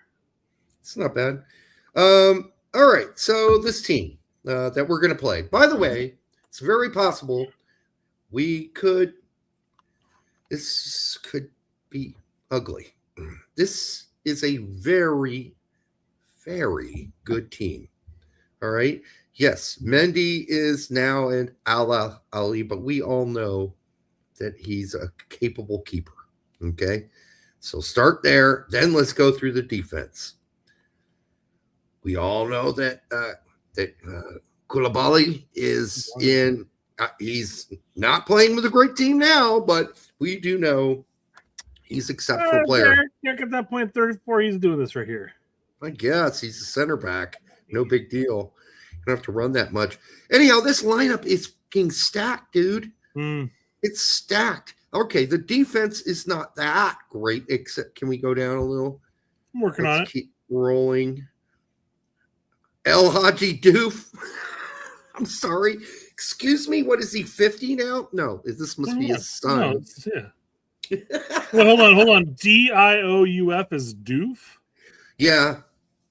I would have fucked that up, man. Good Lord. El Hadji Doof. I doubt. It must be his son. I have not watched him a whole lot at West Ham, who just got relegated, by the way. So their defense is actually somewhat a worry in some places, but it's still exceptional. When you look at the players on this, Derek, I would love it. I would love it if our defense line has some pretty good places too. But it'd be great if our we look at our defensive depth and be like, oh, we've a guy playing at Monaco, we got Lyon, we got Galatasaray, we got West Ham, Chelsea, etc. Could be worse. Gay Paris. Here we go. It's apparently Diouf. El Hadji Diouf. I have to say though, there obviously been another player named El Hadji Diouf. You don't hear the E for very long when the English pronounce it. They just ramble right through that. El Hadji Diouf. It's so you barely hear the probably E. Is more of a doof, yeah, right? Yeah, so I don't even bother pronouncing. You know what? I probably would have actually been pretty damn close. Yeah, it's not. I would have gone very phonetic with it. Do not think it's Diouf. It's just like the British always say Diouf. Like they just hammer that shit quickly together. All right, so maybe I said Doof. Doof. You said Doof because I'm like Doof. Oh my goodness. Emphasize the O and the U. And then we get to their fucking midfield. And god damn, it's just fucking loaded, dude. I mean, this is an exceptional team. I'm not even going to list them out. They got Habib Diarrhea. Diarra. Oh, sorry, my bad. No IA on there. Diarra. I had to run with it. Come on. But yeah, I mean, there's a lot of great players. Now, the challenge for this team, Senegal, like all teams that unfortunately have been struggling from Africa, does the paper turn into the carpets, right? Yeah, I get it, man. Does the paper equal good team, right? Or is it going to be a bunch of guys playing like individuals? If they play like a team, they're going to be great, okay? But if they do what a lot of African teams generally have done in the World Cup, which is play like individuals, then they're going to struggle. Although this team just played in the AFCON. They looked pretty good as a team. And I think they're ready to go. As far as I can remember, they haven't lost many games in like 2 years. You know, I was listening to may have been called What You Want when they talked about they did the roster reveal live stream, which is like 3 hours long. And the question got brought up. Who's posing this? But they're like the pre-World Cup friendlies. Do you really want to face the likes of somebody like Senegal and Germany, or would you prefer to play somebody that you're likely to face in a group stage, but also is a weaker side? Because the thought process is you could enter the World Cup with 2 big losses. Well, you never play. That can be demoralizing. You never play somebody in your own group. No, not in somebody like who you're going to face in your group. Okay. Well, I mean, the answer is you don't really want to go in getting your ass kicked twice. And I'd say that's probably a great idea.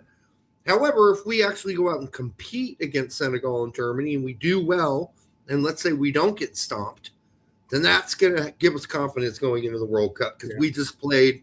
Okay, this is not the Germany of your grandma or even your mom's Germany. So they're more like Belgium. They're beatable. And this Senegal team, if it's going to be as organized as it was in AFCON, then they'll be fine. They're going to be actually probably more difficult for us. So, because this team is just frankly loaded. It's loaded. We haven't even looked at the forwards yet. You want to scroll down? Yeah, I will in a sec. Yeah, I guess the thought process for me is we've already played years and years and years of teams like Paraguay, like Australia, Colombia, teams like, you know, we played in Mexico and Canada and Panama and all these teams ad nauseum for like 400,000 times. Mm-hmm. We've played against teams that do low blocks, and we'll sit back and try to counter. And we've played all these. I'm fine with going in and playing the best competition we can. We might get beaten, sure. As long as we don't get trounced. As long as we don't get demoralized. And not even we can get, let's just say we get trounced by Senegal. They beat us 4-0. Sucks. It's not going to be good. Yeah. So I'm just saying, as long as you go into that match and saying, hey, this is somebody who we could face late in the knockout stage, you know, we got to be able to be prepared for this. So, but I think the last 2 matches, I don't think the morality behind those 2 matches are going to make that big of a difference when we get into that group stage. I don't know. It's just my personal opinion. It may or may not. It depends on the resilience of the group. Okay. And that's, of course, a worry with this team. The resilience of this team is a concern. So I hope we don't get whooped by both teams. If we get whooped by both teams, let's say we get whooped by Senegal, but we bounce back versus Germany. Okay, we're fine then. We bounce back. We fix whatever problems we had. That's how we'll justify it. And we'll feel confident going. But if we get our asses handed to us in 2 games in a row going to the World Cup, yes, that's going to be demoralizing. But here's the other thing, though. What if this is just another Germany, another Portugal? Not Germany, sorry. What if this is another Belgium, another Portugal, where we're either it's 0-0 at halftime or it's like 1-1 or whatever the Belgium was, 1-0, 1-1, whatever it was. at halftime, and then we make wholesale changes. That's all of on a sudden we Poch. get up, but then we all of a sudden get unloaded on them. All of a sudden we're losing 4-1. Then that'll be on Poch. But I mean, but my point would be: would that be demoralizing? Or Yes. do you think the players would look at that and say, "Well, we made all these crazy changes at halftime"? They might say that, but to the rest of the world watching and all the pundits, especially the pundits, the American pundits, are going to be all over fucking their balls. So that's demoralizing. Regardless, they're worth their it's weight in salt. I mean, they would be all over Poch's balls in that scenario. Yes, but that's still the team, and Poch would be responsible for that embarrassment, by the way, if he does it. Let's hope he doesn't.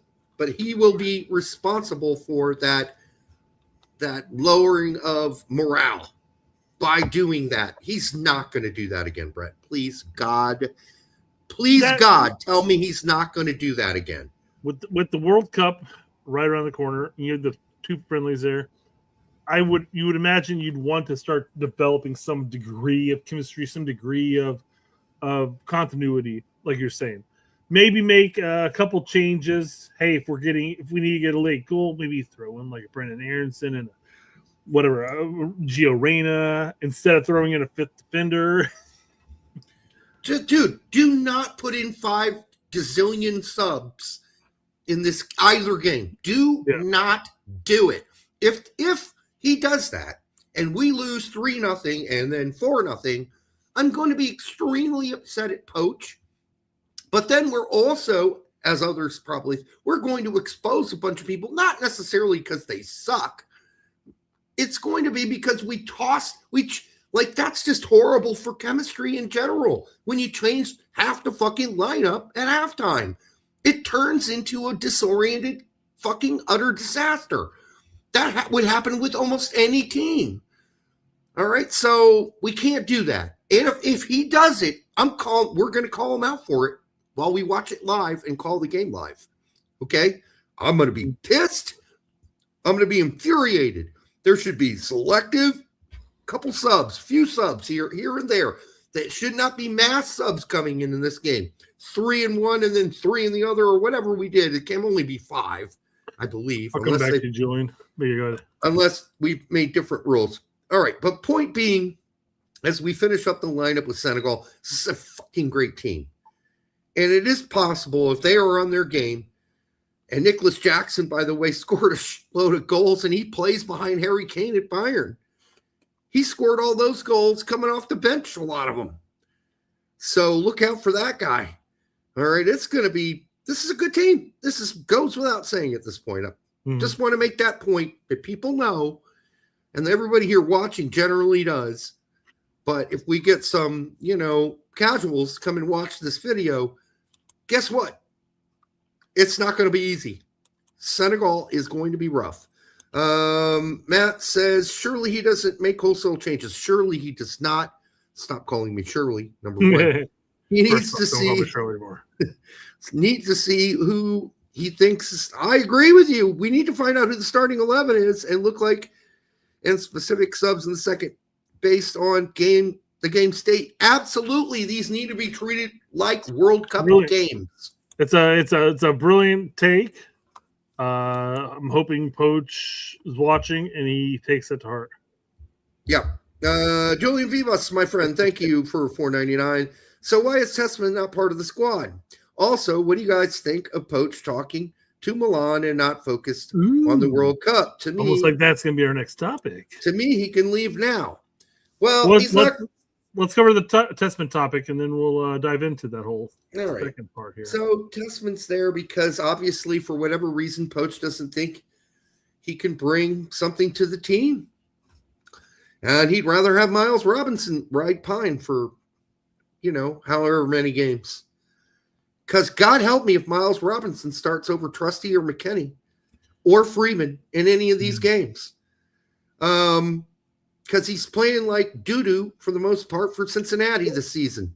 And I don't want to bag on somebody like Scally in this situation, but we have 5 potential backs. Yeah, he's access too. We have 5 potential backs and a very thin midfield right now. we got not only do we have actual real center backs, right? We got Richards, Ream, McKenzie, Trusty, and Miles. Then we've got Freeman and Scally, that's 7 motherfuckers who can play center back. What is the point of that? That is fucking ridiculous. What are we doing? What are we doing? Actually, yes. What are we doing? It's so stupid. I can't get over it.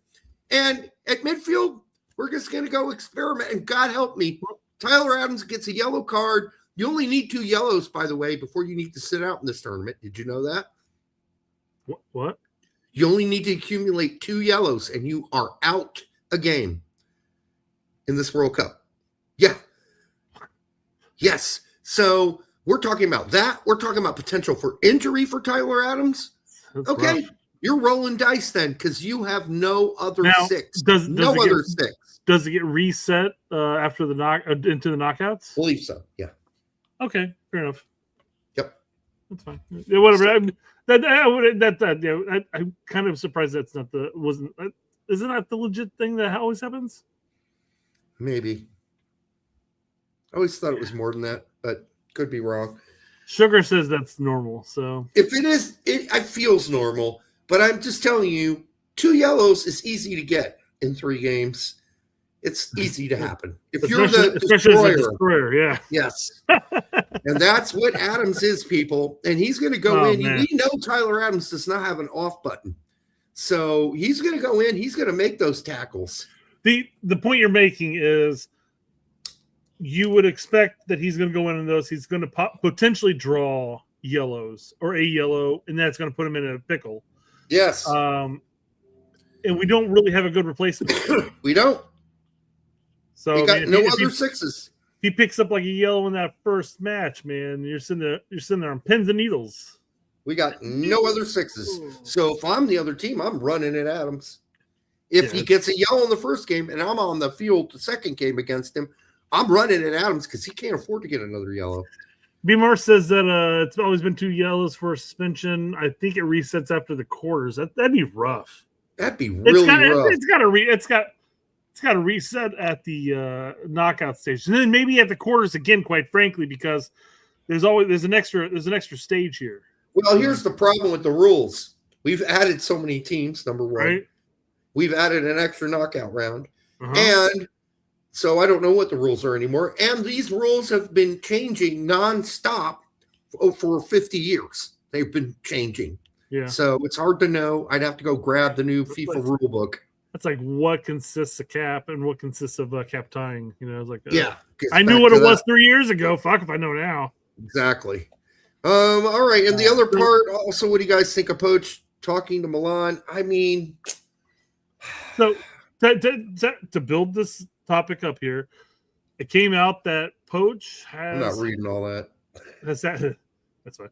I'll read this one. Not all of it. I mean, there's certain parts of it that one. There we go. Yeah. But Poch, just like the Tottenham, just like all the Real Madrid, I think was one of the options that came out a while back.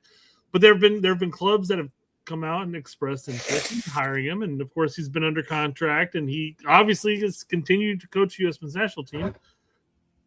But there's this new hysteria that after the World Cup, Derek, Poch might not be with the U.S. men's national team anymore.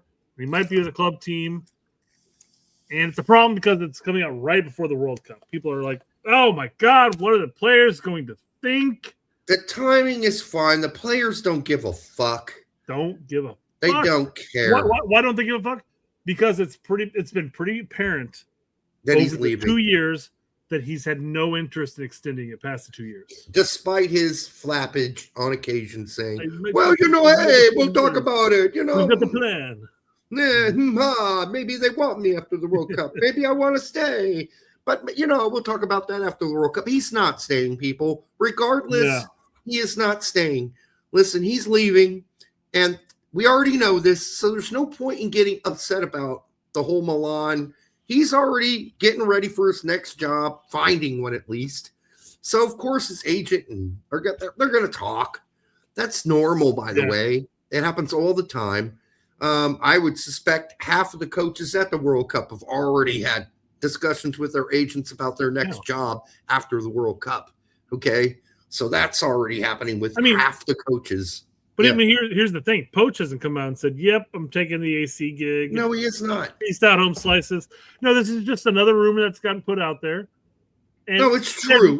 There's truth behind it, yes. I'm just saying his team has talked to their team about it. So I mean, it's a possibility.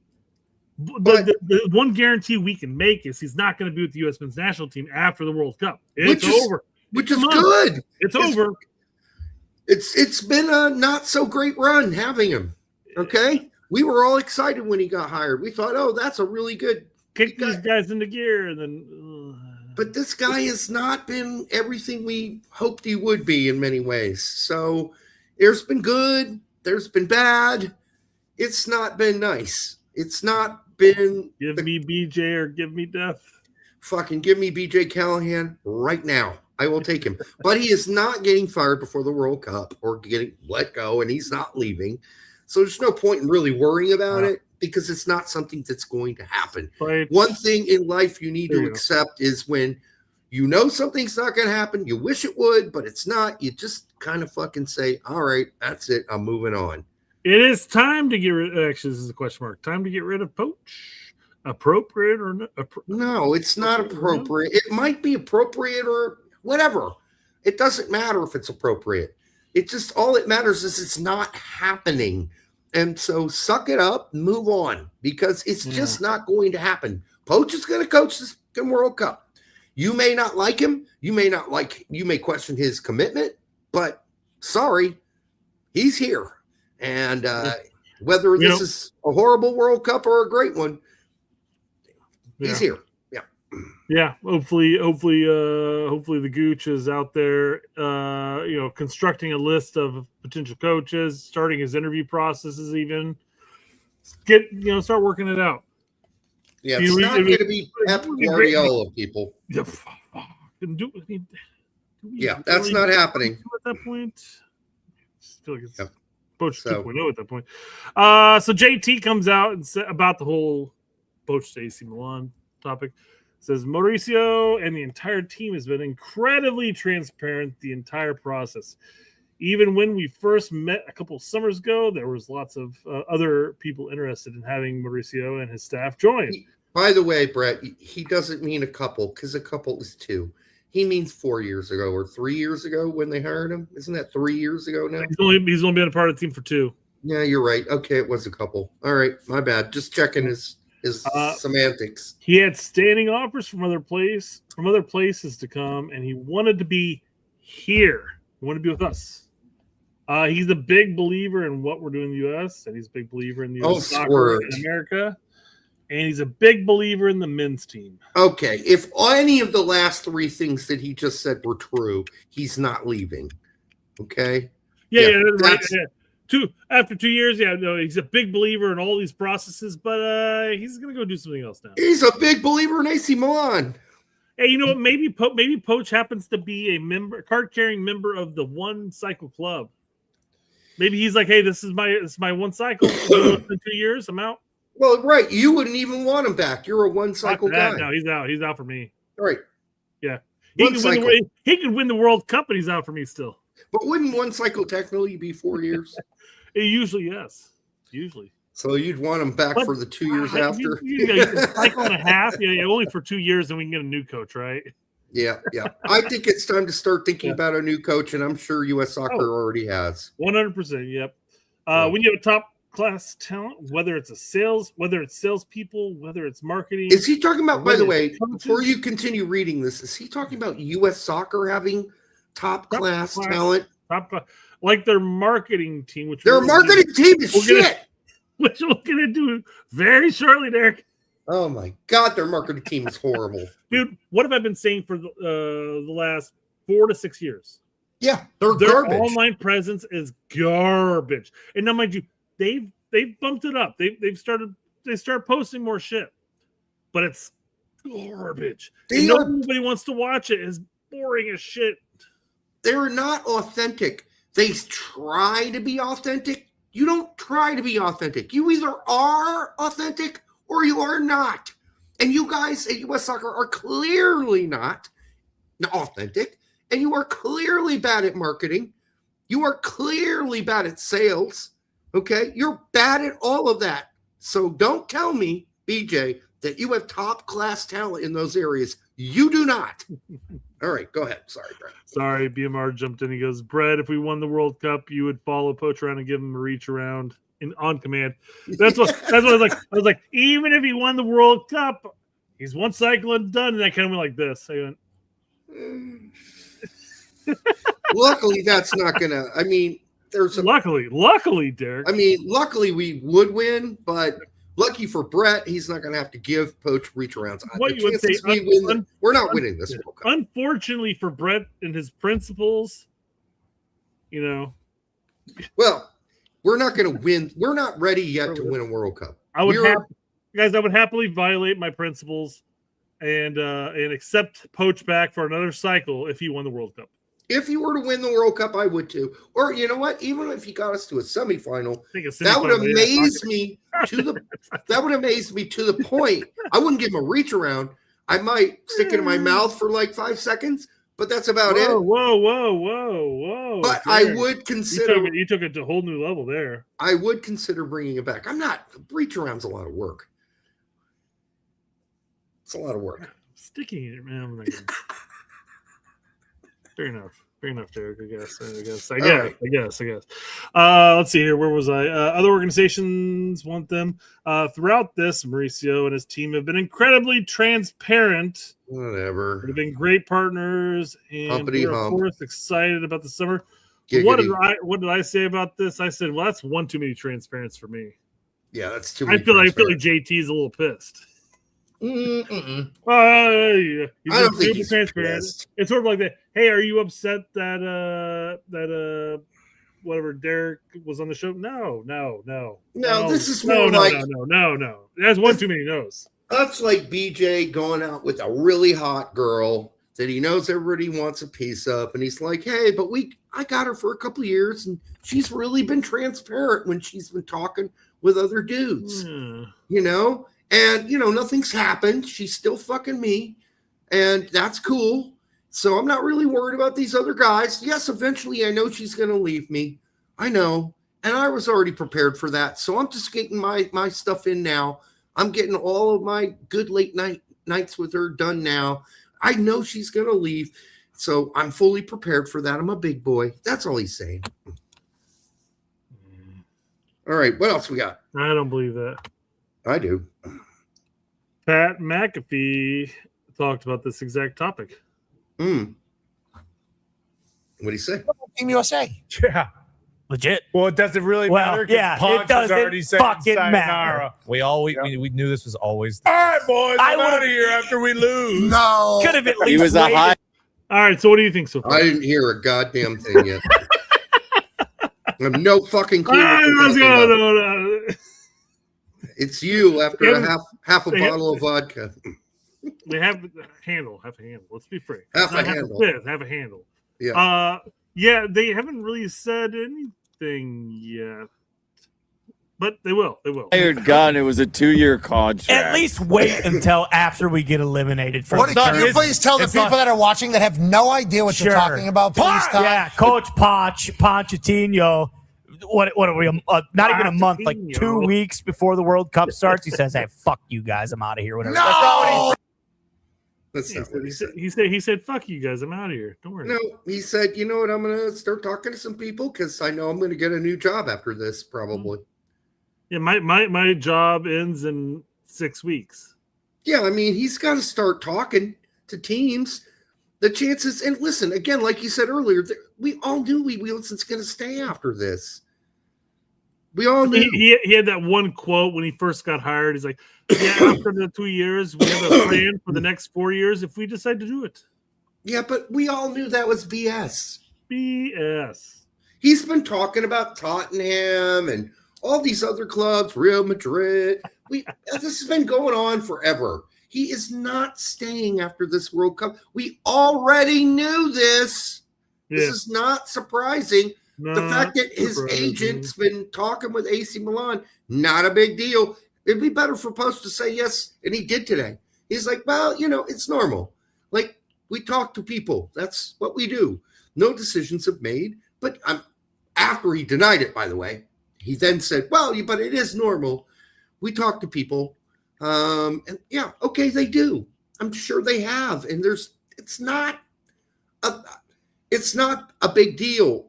Like I said, half the coaches in the World Cup already have their agents out. Because after World Cups, guys lose their jobs. That's how it goes. Guys are already looking for a new job. Half the coaches probably in the World Cup are. They're already thinking about it. Yeah. If they're club level type coaches. All right. BMR misses Sportsology. I don't even know what that is. Sportsology was the company we paid money to find coach, wasn't it? Before we got a sporting director? Didn't they pick the sporting director too? But they did pick the coach. They picked Berhalter again. Yeah. Yeah. Sportsology. Go to their website. What a bunch of fake minor leaguers those guys are. Fuck them. I'm going to AC Milan. Yeah. Hope we do great. Hope we have a deep run. He's already thinking about Italy. He's already thinking about living in Italy.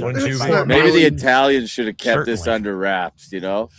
Had to let this leak out. Maybe Pochettino should have done what he said he was going to do, which was bring pride. Don't worry. He has. He signed a 2-year deal. Restore us to glory. Where's Luna? He's a hired gun. It's not like he's leaving before the World Cup. I don't know how people can watch this all day. Did you hear what that guy said? Well, everybody's yammering. Did you hear the one guy that yelled in the background? He goes, no. Where's Luna? No. He's overweight. He shouldn't have made the team. Whoa! Luna? Yeah. He's not overweight. That's not why he didn't mention. That's not why he didn't make the team. Yeah. He didn't make the team because we already have enough CAMs, and Poch prefers Reyna and Tillman and Pulisic and Weah, and there are no spots left. If anything, we need another midfielder. Like, there are no spots left because we brought players that aren't going to play as well. It's a shame for Luna when it comes to like the normies, because they'll look at him and like, this guy's a professional athlete. By looks, you're sitting there questioning it, but I mean, the kid runs 90 minutes a game for Real Salt Lake. He does. He's played well recently, although Poch, according to Lowry, I've got it pulled up. Okay, we'll come here shortly. Yeah, we don't need to keep going over that. Basically, I want to pull it up because it popped up on the Pat McAfee show, and I know that obviously he supports the game. Soccer Thank stuff you. Recently, yeah. I do appreciate that. I like the coverage because that's the type of. Although we'll sit back and go like, oh god, the coverage is awful. Blah blah blah. It's bad. That's the type of stuff that normies will take to heart. They're like, oh yeah. Why did the Poch do this? They're sitting there at least talking. They're sitting there at least talking about it, though. So it does help grow the culture. But I mean, obviously, us diehards will sit there and go like, "Come on, man! Just watch the Straight Red Card if you want your news. Come on." Well, my mom doesn't watch our show, but even my mom was smart enough to go. Mom have YouTube? Yes, they do. I set up 4 TVs for them in the last 2 weeks. They have YouTube now on all their TVs. They have YouTube. I mean, they watch it. They watch it too. They watch YouTube, really? Yep. And my mom, my dad knows all the history shit on there. And my mom is addicted to the show Abandoned Houses shows. She loves them going to find abandoned houses. But hold on. But here's the point. My mom was even smart enough to say, the last couple games I watched Luna play for the U.S. Men's National Team, he wasn't very good. And I said, you're right, and that's why he's not making the team. I didn't even bring him up. She was talking about it. The U.S. Men's National Team. My mom saw it. Okay? So my mom's like, he wasn't as good as he was before. I said, yeah, and he's probably not making the team. She said, yeah, makes sense. Yep. Just cover my topic I was going to mention about YouTube, and then we'll jump into Luna here in a sec because that's why I got pulled up here since we're talking about him. First off, Broken wants to know what's a normie. Somebody who doesn't follow soccer. Plain and simple. Yeah, not even a casual. There'll be people who watch the World Cup. They never sit down and watch soccer the last 4 years. Yeah, I mean, people who show up for the World Cup. There are people who are been watching this game for eons and know the ins and outs of everything. That's like us. Then there are people who watch it enough, don't know everything, but they watch enough. They probably watch Euro soccer, etc. And then you've got casuals underneath that, and then you got people who don't watch it but watch sports, normies. Yeah. All right. Yeah. Casuals, like my brother, actually watch some of the games. Yeah. If they're on TV, he will watch them. Well, yeah, and I throw my own brother in that wheelhouse too, because I mean he's overly familiar with the game. He's coached his two sons throughout their youth. He's played. My brother's played throughout his youth, all the way through high school. But he doesn't go on Twitter. He doesn't go on social medias. He doesn't watch games really unless we're all sitting down and watching them. He knows a smattering of the player pool, but not enough to really. Oh wait, where's Pulisic at now? Was it with AC Milan? Oh, okay.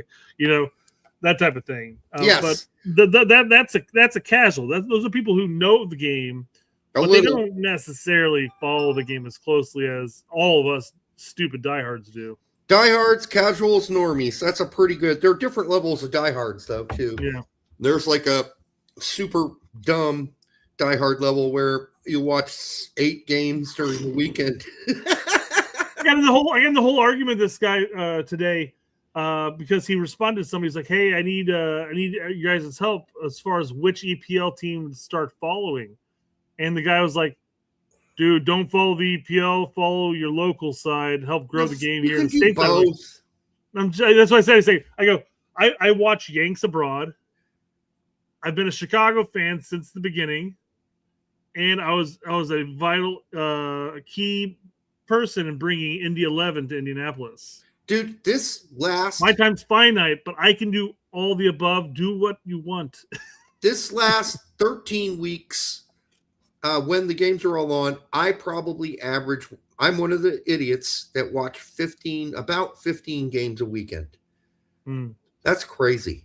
That's insane. That's my top, actually. I'm generally more around 12 or 11, right? Mm-hmm.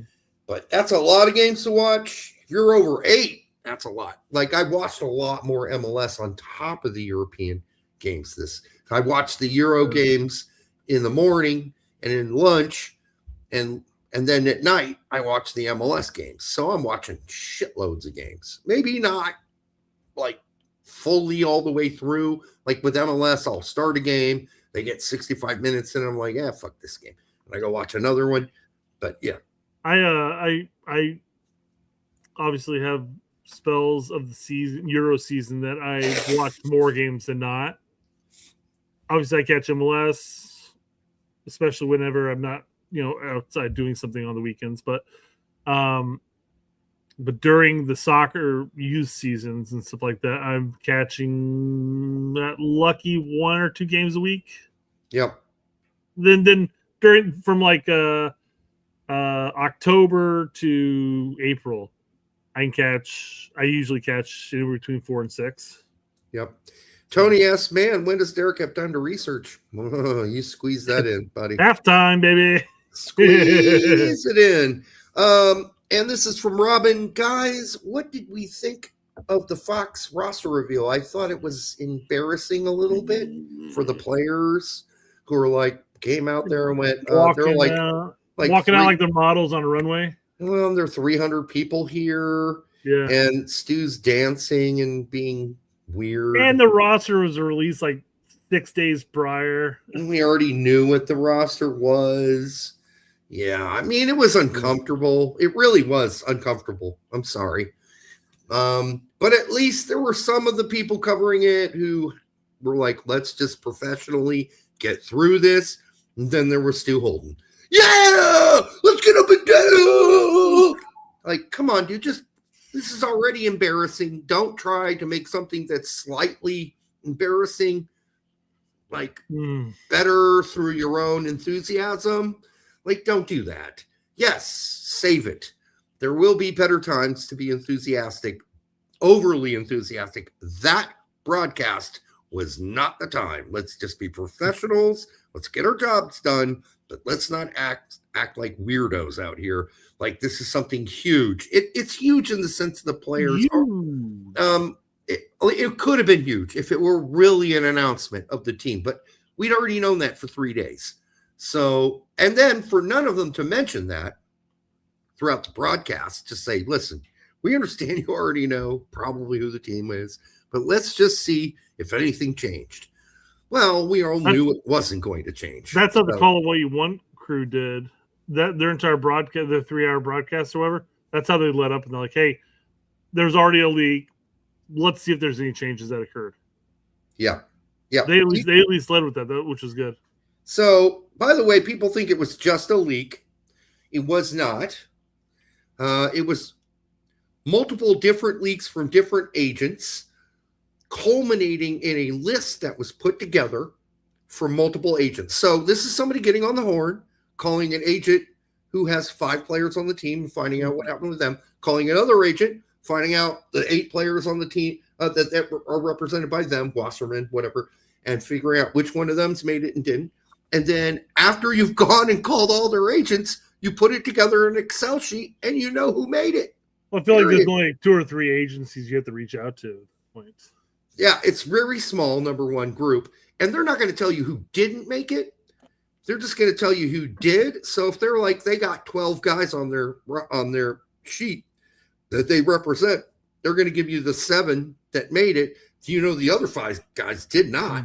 And 3 of those guys were on the list of 50. Then you're like, cross those 3 out and then put these guys in the Excel sheet that did make it. That's how it happened. It wasn't like one cumulative leak, but once the Excel sheet was made, then it was passed around to others connected with that particular, I can't say who it was, who created the list and then sent it out to people like Tom Bogert. And Tom was doing some of the research, by the way, as I understand it. He was a part of the research group, knows a lot of the agents as well. So but he didn't do it alone. I believe Paul Tenario had a role in that. So you're saying Bogert and Tenario, in between calling agents, were doing research? Yeah, they were basically creating the Excel sheet. Now, did they suffer from sticky keys? Yes. Yes, they did with their little dwarf hands. Speaking of which, Tony Martinez says, I can't get up early on Saturday. Well, they got medication for you, Tony. It's called crack. If you can't get it up early in the morning. No, he can't get up early, not get it up. I think he ran out of characters there. Come on, let's be real. Why'd they do it on a weekday? I don't know. Why'd they do it at all once it was already announced? They should have just called that shit off, but they'd already put all the money into it. They already put it into it, yeah. Yeah, they already make a show out of it. Rented the stage. It's so that's how it happened. People, it wasn't a leaker inside of U.S. soccer. It was agents. And by the way, some of the shittiest people in the world, and maybe I shouldn't say this because one of the reasons we get a lot of leaks is out of agencies too. So if I say they're all pieces of shit, then I'm not going to get any more leaks from agents. But I will say that some of them, not all of them, are douchebags. All right. Not all of them. I'm covering my ass here. Not all of them, but a lot of them. And so that was how it was done. I was told. Well, I was told by multiple people that's how it was done. And even Tom Bogert on his own show podcast with Tab Ramos admitted to that to some extent, being a part of the what a strange duo that is. Yeah, tell me about it. What? Yep. Tom was just like, "Hey, Tab, hey, I've got 3 names, and my first name, my first name has 3 letters. Yours first 3 letters. Tab, Tom, Tab, Tom. Let's do a podcast." Obviously, that's funded by U.S. Soccer and some, and MLS or whatever. I don't know. What other magazine that Tom works for? I forgot it. Hercules says there are a few truths. One, he was planning to leave despite what he may have said before. True. Not the first time he's thrown his hat to the ring while managing. I don't think he's thrown his hat into the ring, but he's talked about it enough to you're like feeling like, you know. I think the rumors, which we know they're not rumors, we know they're actually happening, but he's being transparent, Derek. No, there's absolutely clubs have come out and said, "Hey, we want your services," and coaches clearly said, "Not right now, bro." Well, he said things like with Real Madrid, he said it'd be a dream to coach there someday, but it's only someday. It's not like right now. He meant, down the road. That's fine to say that. Yeah, it's okay. 60 days from now. But right now, and he always would say, but right now I'm coaching the U.S. men's national team, so that's where my focus is. And this is a terrible look. I don't think it's that terrible. I don't think it's great. Even the Pochettino apologists, which we are certainly not, would have to admit it. We are not Pochettino apologists here. You guys watch the show, you know that. I still don't. This does not bother me. We're not apologists for anybody. Not for anybody. It does not bother me that Everybody's much. fair game. I don't fucking care. And the sooner he leaves, the better, as far as I'm concerned. Well, 60 days, like I said. I mean, unless he wins this or takes us to a semifinal, does something like firecrackers shoot out my ass while I'm watching the games, then maybe I'll change my mind. But right now, what I've seen so far, I'm not interested in having another 4 years of this. I'm not. The audio on this, I guess. So Mauricio Pochettino says the criticism over emailing snub players is bullshit.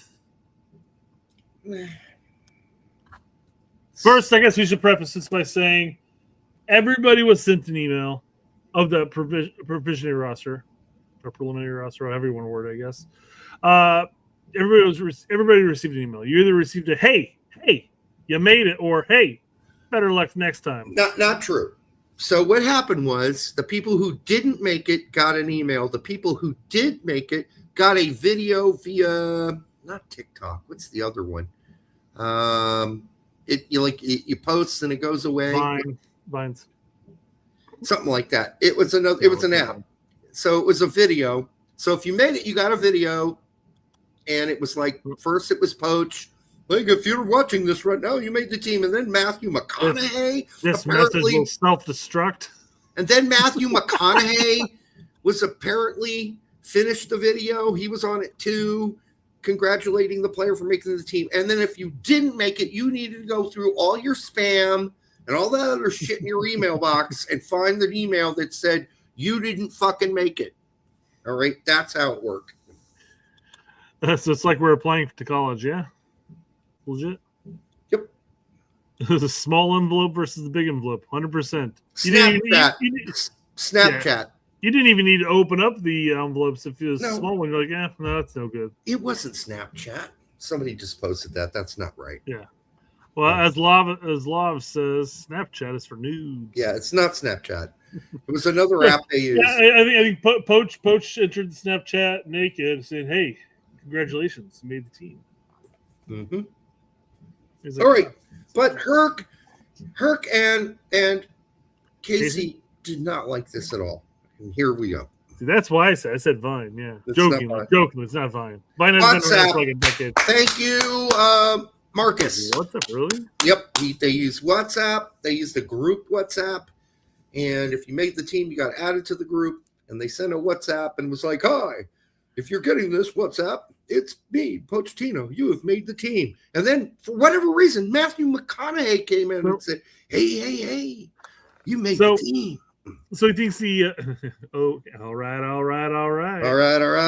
You made the team.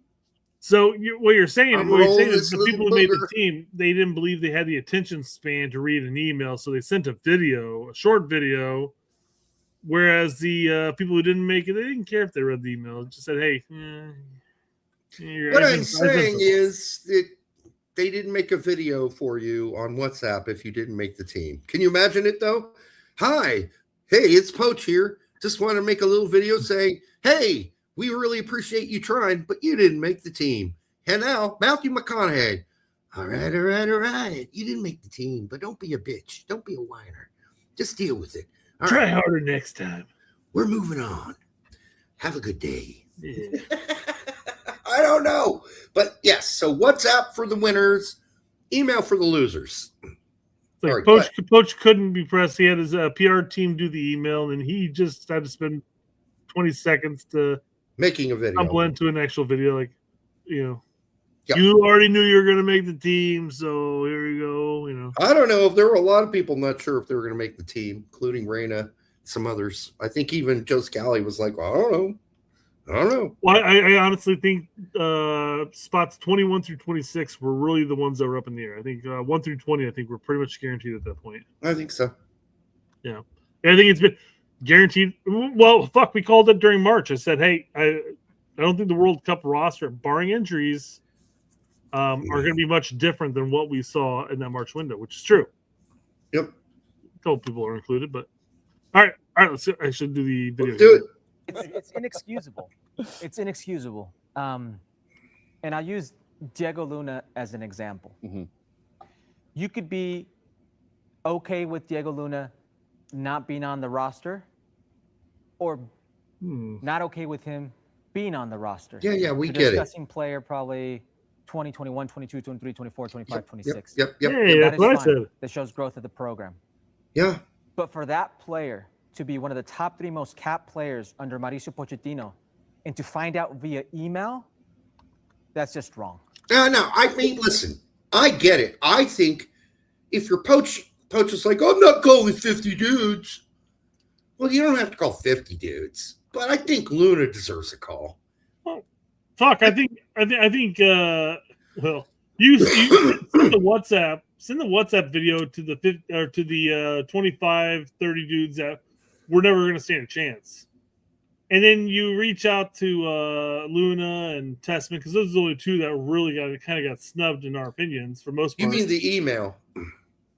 Fuck the email. Just ditch the email altogether. Just send Well, that the email went to the losers. I know that. You didn't listen to a word I said. I did, but I thought you screwed up there and got it backwards. See, that's why I don't think you listened. I did. So I'm working backwards here.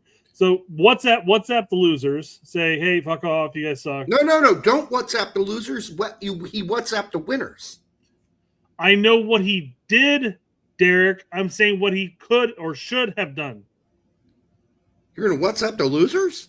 WhatsApp the losers. Send them a 20-second video saying, hey, you guys sucked. We're called in. Reach out to Luna. Reach out to Testament, because there's only 2 real snubs. And say, hey, you guys just barely missed it. Sorry. And then circle jerk the 26th and make. Okay. I get what you're doing. You kept. You WhatsApp. I thought you were being serious. Thought you were being serious. I'm just saying the whole serious aspect of what I was just saying is reach out to Luna, reach out to Testament personally, and say, hey, you guys were close. Sorry, but somebody's got to barely miss out here. Yeah, I think that would have been. I don't think everybody else can fuck off because they had no chance. Yeah, I'd agree. So I think it's the 2 guys did deserve the call would be Testament and Luna. And I think the rest of them, again, the email, not my. Think that's not really the best way to send messages anymore, especially as much spam and shit. Like if you send me an email, Brett, I gotta go fucking dig through like 55 emails that I get every 10 hours. Go find it. I don't check my personal email for weeks, and I come back and there's 700 emails. I know. All garbage. I've got to sift through and delete. And Yep, it's ridiculous. So. Yeah, I don't know if email is the answer. There could have been some other way. You hire a bunch of your assistant coaches. Hire them. Get a bunch of your assistant coaches to make phone calls. give each one of them 10 guys, right? What if Poch had 2 different like WhatsApp videos, and one obviously went to the people who are the 26 and say, hey, congratulations, you made it, etc. But the other one was like, hey, congratulations for making it this far. You definitely are, the cream of the crop of this nation, blah, blah, blah, blah. And then like 3 minutes later, you say, but sorry, you didn't make it. You're fired. Yeah, that'd be both funny and incredibly horrific. It would be horrific, but the email's pretty horrific too. Like I said, you got a bunch of assistant coaches. Tell me you don't care without telling me you don't care. Yeah, I mean, you got a bunch of assistant coaches. Just give them each 10 guys and say, you call these guys. I will take the calls with Tessman and Luna, but you take the rest, and we'll be done with this in I don't know, an hour. Okay? Yeah. All right. Chad says, Greg's return is nigh. No. Long live the U.S. soccer admins. Their management is as shit as their jerseys. He sent me a message recently.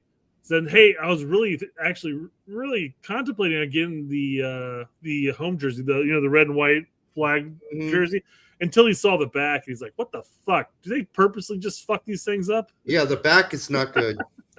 It's too bad. The players are at the mercy of the garbage overlords that are monopolizing the talented players. Yeah. Well, I don't think we need to play much more of this. Oh, fair enough.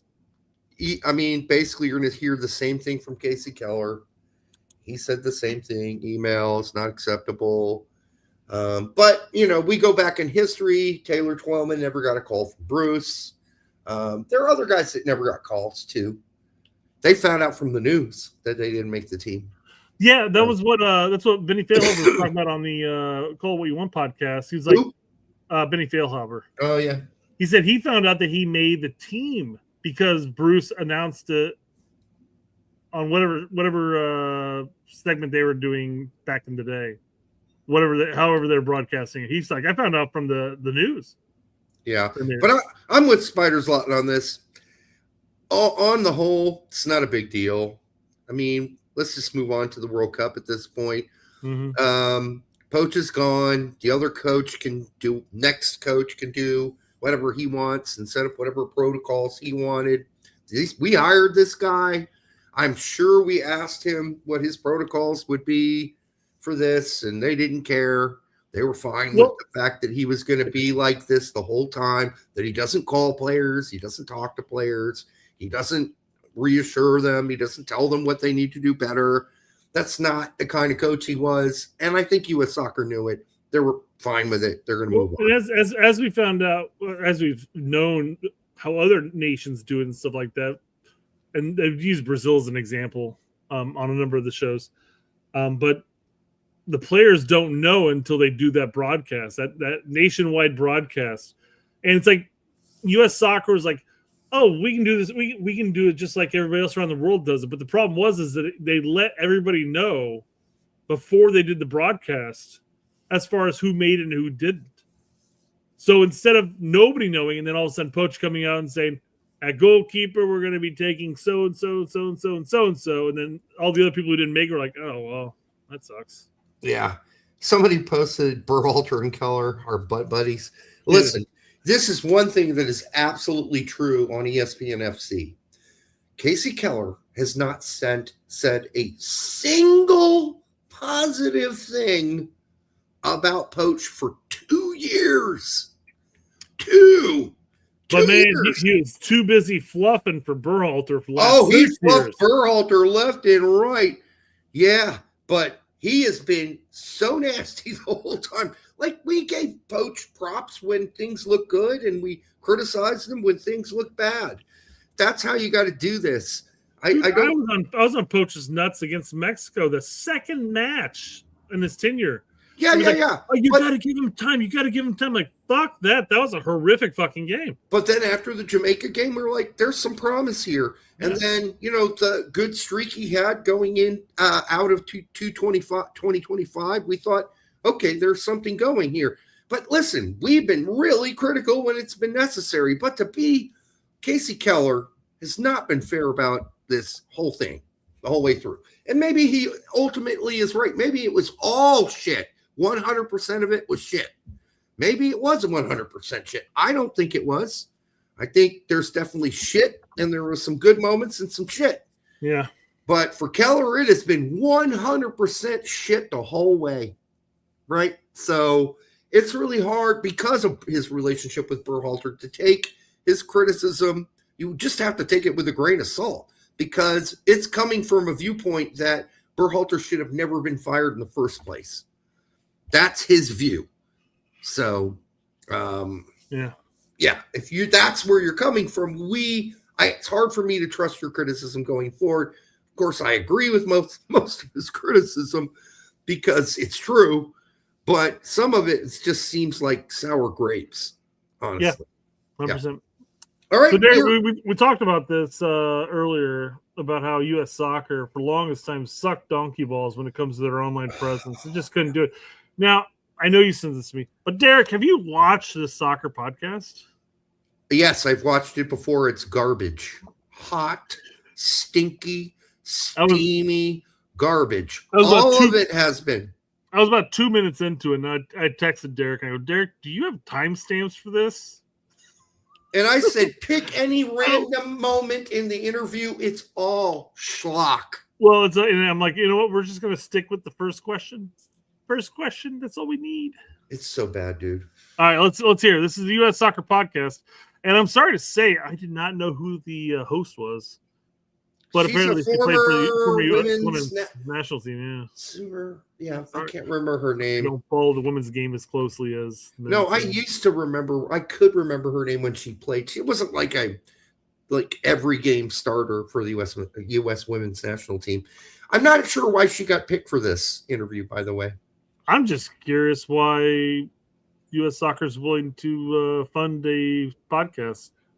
Which is it's just an arm of their propaganda department. Yeah, or propa machine. Yeah. Yep. All right, let's listen to this first question. Let's listen to what Poch has to say, and we'll just move on from this pretty quickly. Hi, Mauricio. Thank you so much for being here. Welcome to the U.S. Soccer Podcast. I'm so happy to have you. Okay, this is so exciting. Let's start here. So exciting. She does make a comment about this in the intro and stuff like that, but that is an incredibly bright background. She mentioned that in the intro. Yeah, that's what I said. Yeah. So maybe not do it next to. Maybe not have the window, this massive window as your background. Yep. I don't know. The news to the players because the roster has just been announced. Do you text them? Do you email them? Do you tell them in person? It wasn't too much exciting, but okay. Here's the worst thing. So the announcement had already been made on stage. There had already been news, boku news, out already about the emails.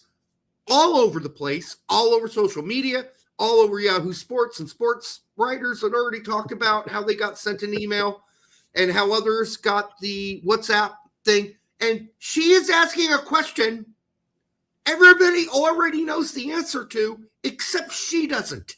And if she doesn't know the answer, then she does. Maybe this is the softball lob. Oh my God! Just to drive home, You're pretending we're retarded. That's what's going on here.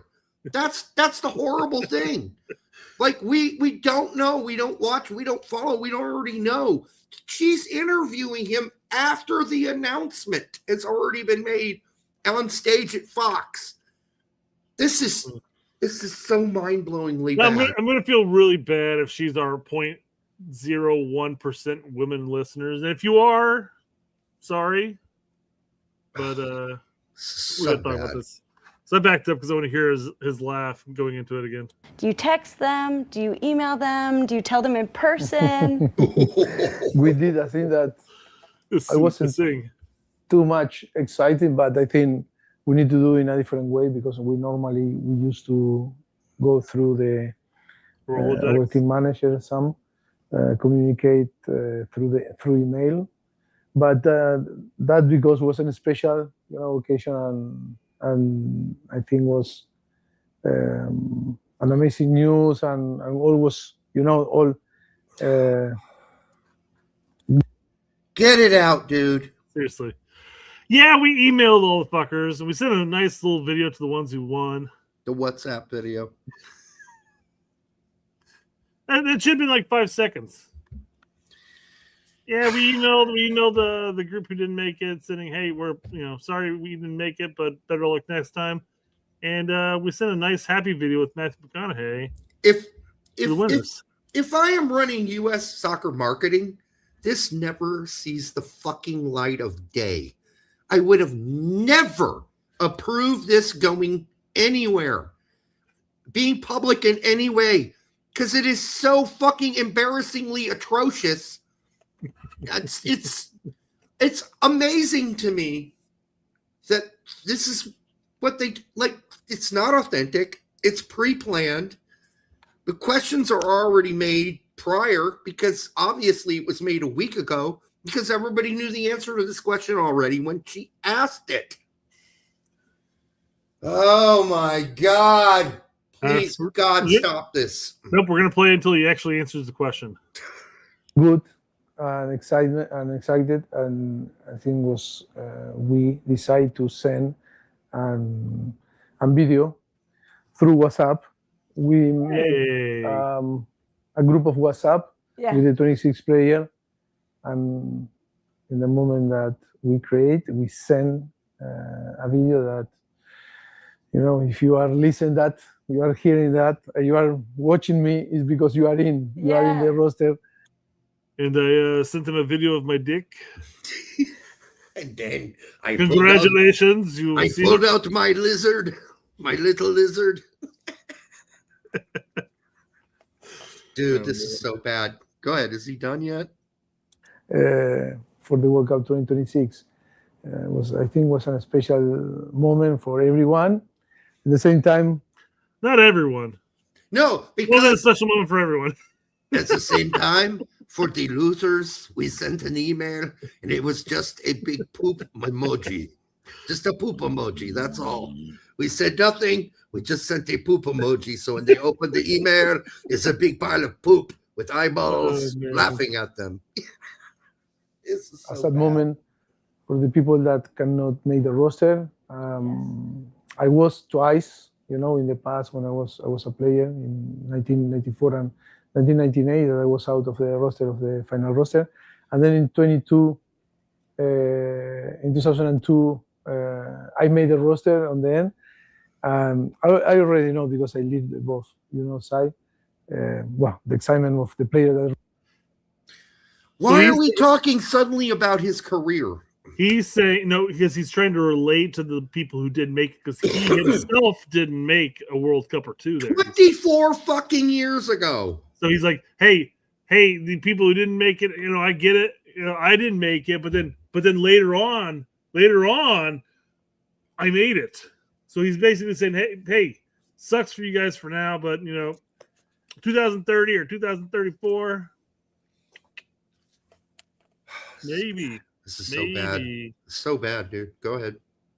It's got to be almost done with that question. Receive the message, but also our thought in the player that didn't receive them. I've been. Okay. Did he ever admit he sent an email? I don't think he sent an email. He talked about the WhatsApp to the winners, and then he started talking about the losers, and he talked about his own career, like we were talking about there. So I don't know if he actually mentioned that they sent an email. Could be just a like a GIF of Trump going losers. Yeah, you're fired. You're fired, losers. All right, I think we're done here, Brett. Yeah, like I said, I just wanted to cover the first question to talk about this podcast. Oh, that was so bad. That was so bad. We couldn't have done any more of that without becoming more irritated. All right, we will be back on Sunday live. Whoa. What? Oh, Derek, we have things to still talk about here. What? Oh, we're going to build the starting 11. No, not even that. Jesus. What the fuck? What else is there? We'll move through some of these things, but so U.S. Soccer posted the here to chase legacy on home soil, posted the starting 11. Okay, now I have actually shared. 1 second, we pull it up here. Well, starting 11, the roster. Not the 11. Sorry, this is the whole roster. Yeah. Okay. So Isaiah says, quick question. I saw on Fox had a side-by-side which roster was better, this one or the 2022. Would love for you guys to take it on. So we know who's going to be in this World Cup. I have the roster here for the 2022. I mean, it's not too long ago. We probably should be able to remember it by now. But just in case, let's go by position. Goalkeepers, Ethan Horvath, Sean Johnson, or Matt Turner. Does this step down or step up from the current roster? Same. It is right there in the middle, right? Yep.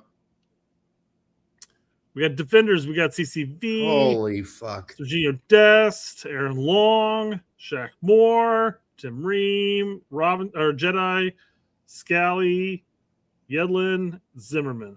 Better. Yeah, we got better. I mean, we still had some question marks in there, but still better. Better. Midfielders, we got Brendan Aronson, we got Kellen Acosta, Tyler Adams, Luca De La Torre, Weston McKennie, Yunus Musa, Christian Roldan.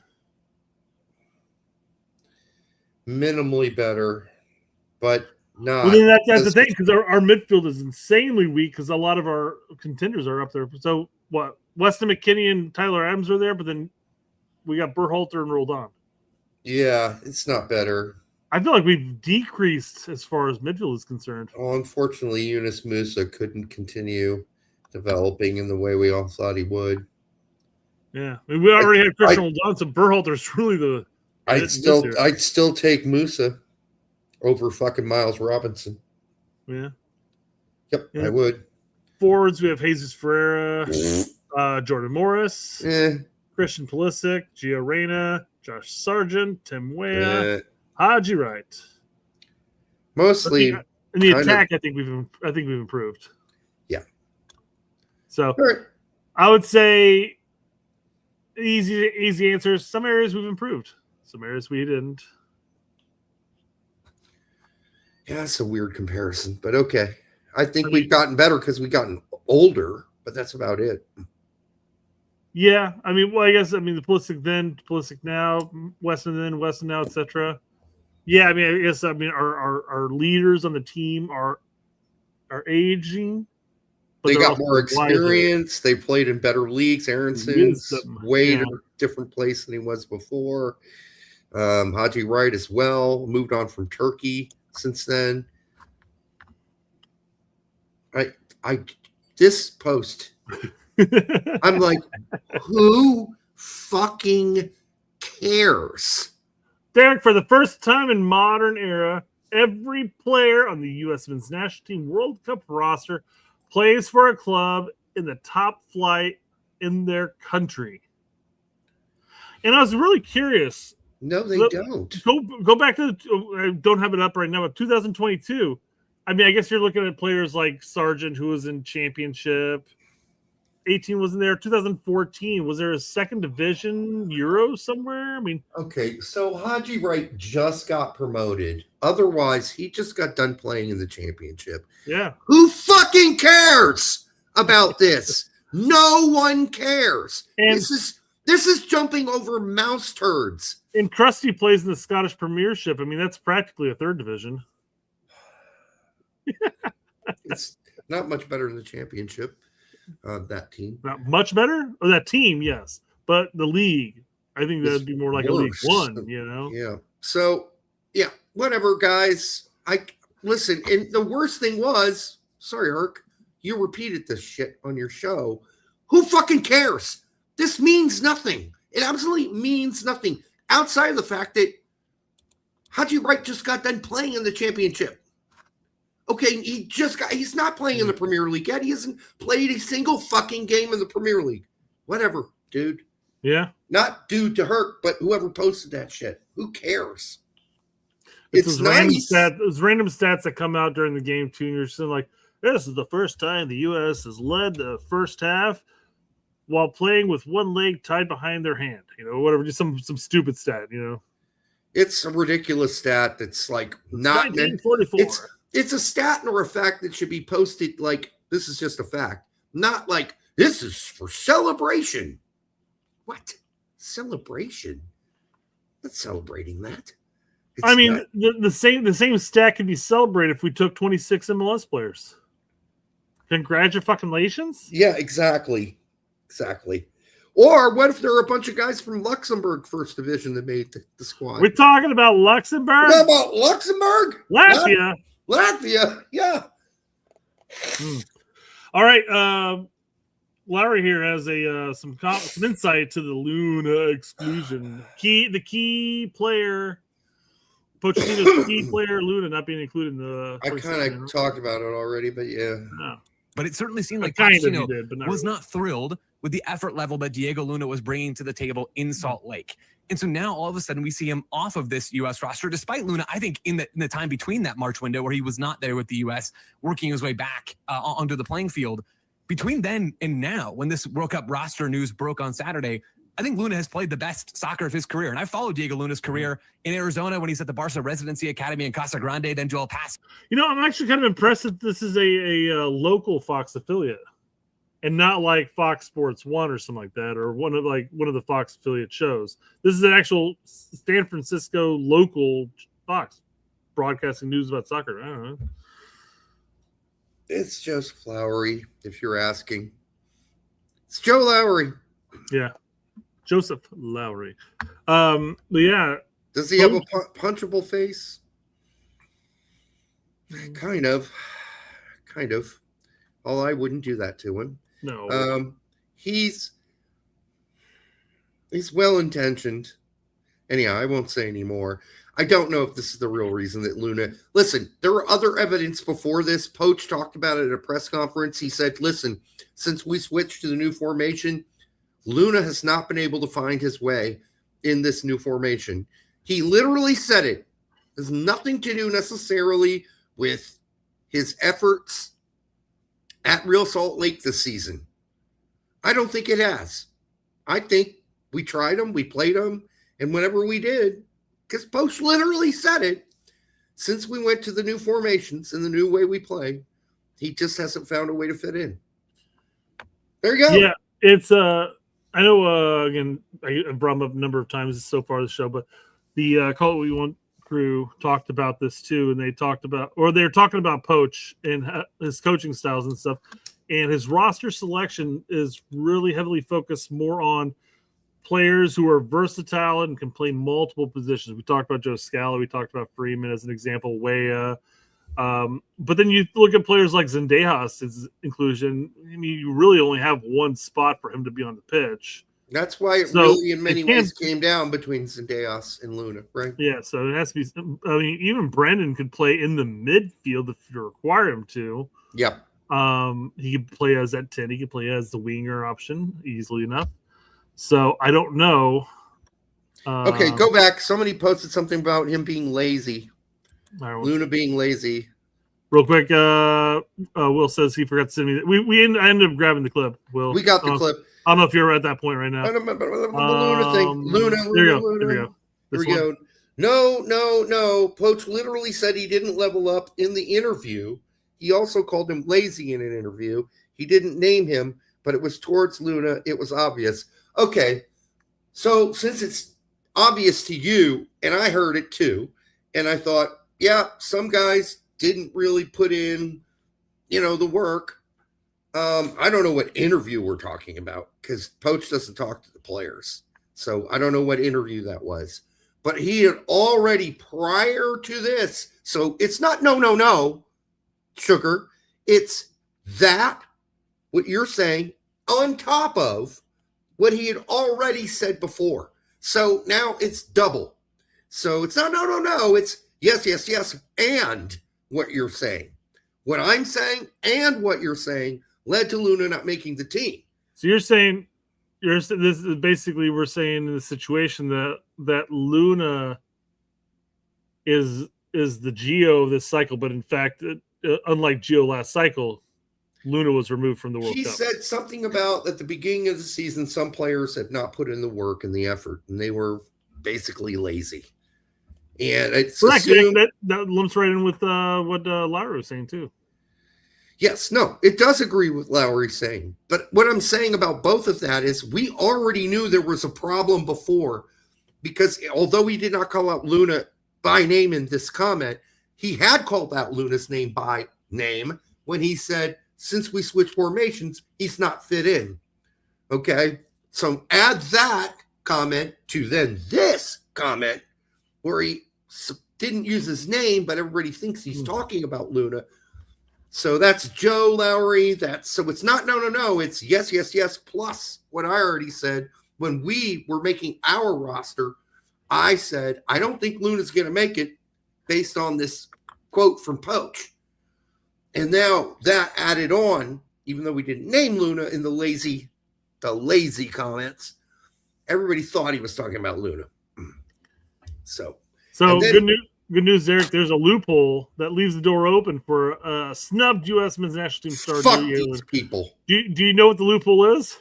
Yeah, if somebody gets injured, dumbass. If somebody gets injured, he can be called in as long as it's not the final before the final roster date. It's not a loophole. It's a fucking rule, you dumb fuck. What a dumb fucking title and dumb fucking statement. Good Lord.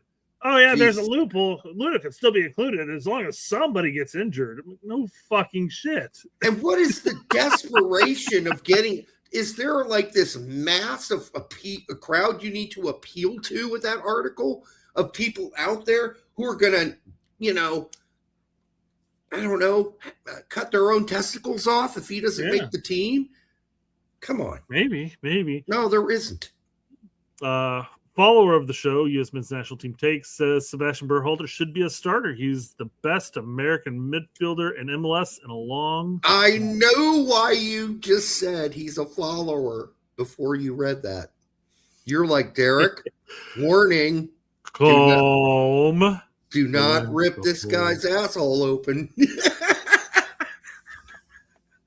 No, he should not be a starter, but if any of the two between Roldan and Berhalter have to play, I am picking Berhalter every day of the fucking week to take corners, free kicks, any set pieces generally, and he can actually play ball. I've watched almost every game he's played for Vancouver this season because I knew he was going to be making the team.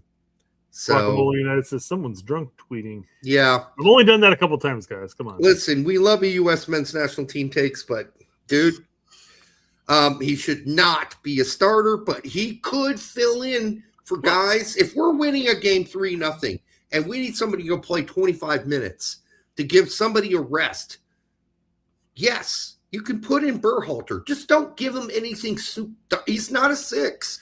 He can do the 8. So if you want to give McKennie a 20-minute blow, then call Berhalter not a blow. What if it doesn't take 20 minutes, Derek? McKennie only needs 10 minutes. I guess my question would be: you can sit there and make your argument, say Berhalter and Adams, and push McKennie up higher. You can say something like that, but why does it have to do with he's the best American midfielder in MLS in a long time? That doesn't mean anything to me. It doesn't add anything to the point here because there's still better midfield options right now. Absolutely. Who cares if he's the best American in MLS in a long time? He will not start, and if he does start during the World Cup, there are problems.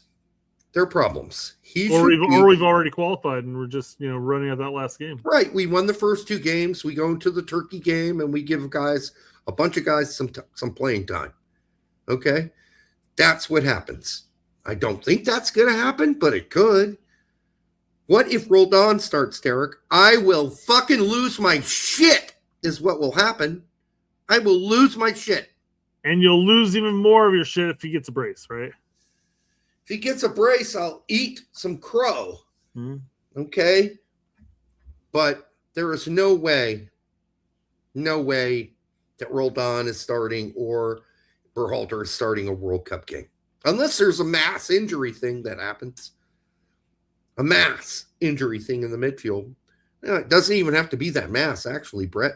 We didn't bring many midfielders. So just needs to be minor injuries and yellow cards could lead to Roldan or Berhalter starting in the World Cup. Yes, that could happen. I'm willing to live with Berhalter. I am not really that enthused the way Roldan is playing in the MLS this season in Roldan starting. Not enthused. Like, we had to wait for Roldan to have the worst season he has had in his career to call him up to a World Cup. And by the way, Tessman must have herpes or something we don't know about. And apparently all the good work put in by Aiden Morris at Middlesbrough isn't notable. Good news is, Derek, there's a loophole, and Morris and Tessman still have a chance of making the World Cup. There is a loophole, according to Talk Sports. Christ almighty. Derek, this is a Hard Rock Bets starting 11 for the World Cup. I am so fucking sick of these 4-3-3s. If another motherfucker puts up a 4-3-3 as the starting goddamn 11, I'm going to go fucking find out where they live and punch them in the goddamn face. It's a fluid four, Derek. Come on. Fuck that. I'm sick of these things. I want you to pay attention to the graphic and the players involved, and I want you to tell me what's wrong with this, okay? Okay. So let's see. Go ahead and go through the list. Who we got up here? Pulisic playing out at left, attacking. Well, I'm going to say it's left wing. Balogun in the middle, and Wyatt on the right wing. And then behind in the midfield, we have Timothy Tillman.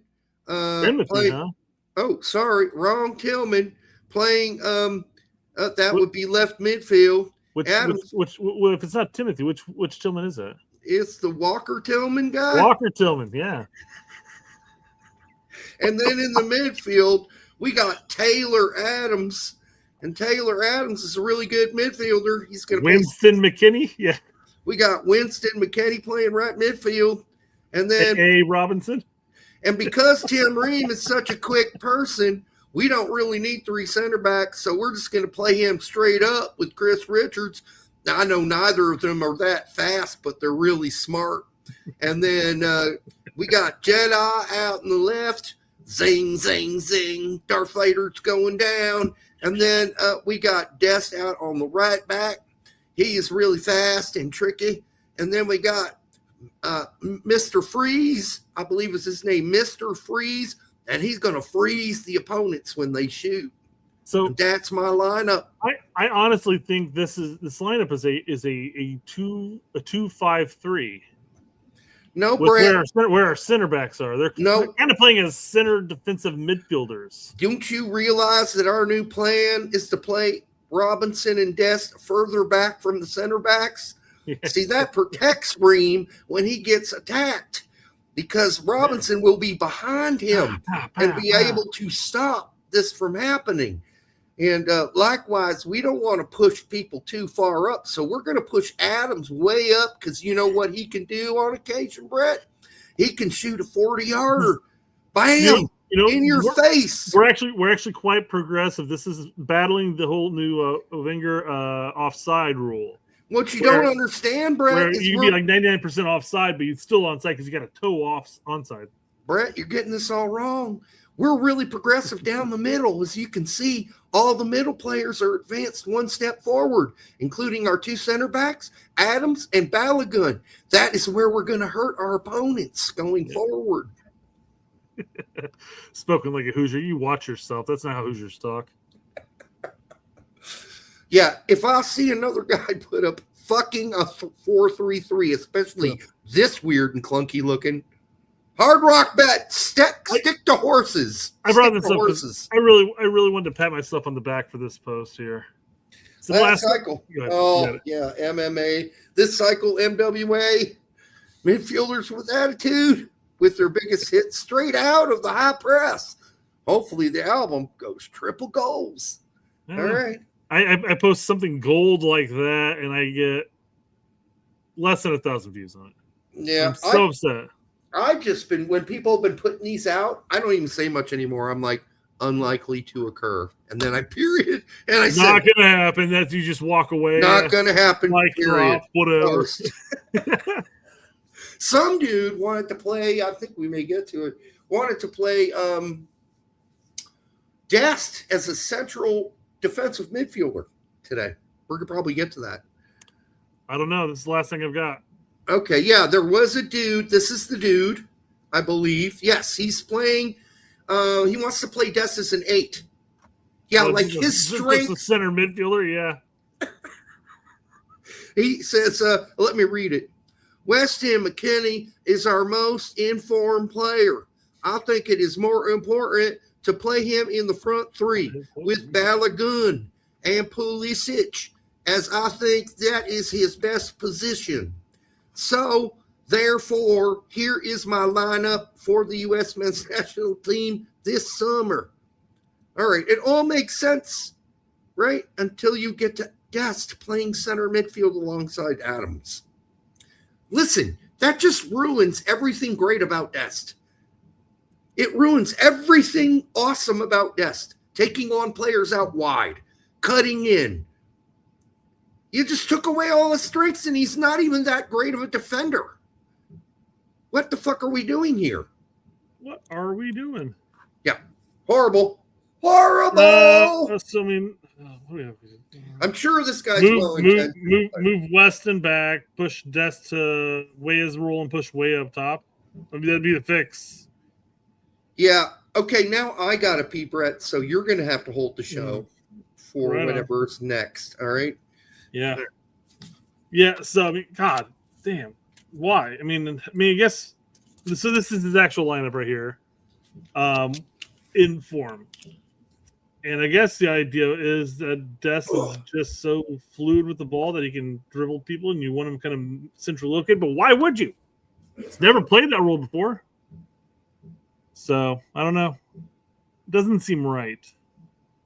So, all right, we're going to go ahead and pull up the our formation builder. Derek talked about when to do this. I'm going to get the guaranteed ones in here. I went with the 3-4-2-1. I mean, whether we go with the fluid 4, I know that Tom was talking about that. Berhalter went on, I think it was Herc's show, and talked about the back 4. We had Ream come on, talk about the fluid 4, which is Derek Spain. So, Mr. Danny wants to know if I can say a racist joke. No, I could, but I'm not going to. Why would I? Doesn't make any sense why I would want to do that. So I went with the 3-4-2-1. I think that's kind of what Derek would think too. And it's kind of surprising how many people look back at this. We look back at our formations over the time under Poch. We may have started off with a back 4, but just recently, obviously, we switched over to a back 3, and then went back to a back 4, which doesn't make any sense. I hear Derek coming back. Welcome back, Derek. Welcome. I was just talking about how we've migrated from a back 4 to a back 3, and then back to a back 4, or the fluid back 4, which is your favorite. Fluid. But I mean, God, even a fluid back 4 ends up looking like a back 3 in the end. Yes, for obvious reasons, because you'd imagine that if we're going down the left-hand side, Jedi is going to be moving up, and then you have Freeman or whoever's playing right is going to sit back. And then when it goes up the right, then you imagine Freeman's going up and Jedi would sit back. But that's not how it's going to work out, especially if you start having somebody in there like Arston, who just camps in our offensive half. So keep in mind, if Dest does move up the right side with the ball on attack. I love that whole Southern twang going on there. I know. Then the whole Southern twang. You could see Jedi tuck in alongside Adams while McKennie goes up the pitch. Mm-hmm. So that's all I'm saying. That still leaves you 3 in the back. And this will be the first time, by the way, Brett, in a long time, we've been able to, because we have Dest and Robinson at the same time. We just haven't had it enough to keep working on what we did versus Jamaica. So you changed the reset there. 4-2. Oh, are we not a 4-2-3? What the hell did I do that for? We're putting our lineup together. Yeah, people were asking. Where you got 3-4-2 in there? Yeah. Well, and it's good for us. We can take a picture of it and come back and look at it. So versus Senegal. What the fuck was that? Freezer Turner for goalkeeper. Free. First game, it doesn't matter. I'm flipping a coin, but it could be. I'm going to go with Turner. I think you go with Turner the first game, Freeze the second.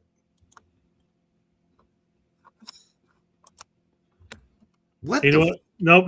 Hold on. I got to flip them around. Hold on. Can we move this pieces? There we go. We'll come up and change Turner in a second. Okay. Quite weird. Wait, fuckhead. All right, our back line. Why is Turner on both sides? I literally just said it seconds ago, Derek, because it was already flipped. And that's why it's like, I got to flip it. We'll change Turner later when we get to striker. All right. Well, that contextually, I needed more context. Okay. Yeah, I do think Ream's starting. And I don't think Richards is going to play. So it's McKenzie in the middle. And then Freeman outright. Like I type out McKenzie, and McKinney's the first one that pops up. Yeah. I literally spelled it out word for word. Freeman.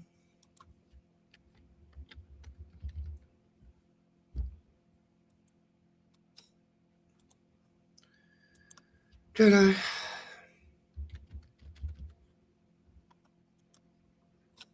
I always want to type in Jedi there. Dest.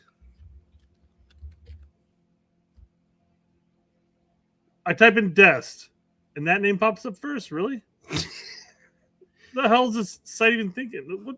What weird site are we using? The same lineup builder, which is one I use when we don't want to do an entire roster. It's got like a commercial playing in the middle of the fucking roster. Kenny Adams. This practically writes itself. Well, which is why I was like, we don't need to do this. And then We don't need to. Oh, we could have done this. But it's good. We'll get it done, and then we'll just save it. Get it done. Get her done. So are we going with Wea? Or are we going with Tillman? Derp, derp, derp, Tillman. derp, derp, derp, derp.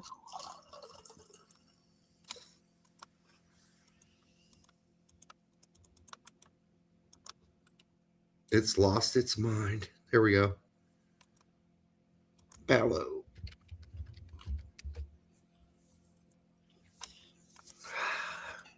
Where's it? Fucking X. Swear to God. All right, just to skip the fucking ad. What? Jesus, it's relentless. This site, I swear, I may never use this site again because of this shit. All right, well, this is our lineup. Yep, it's not shocking.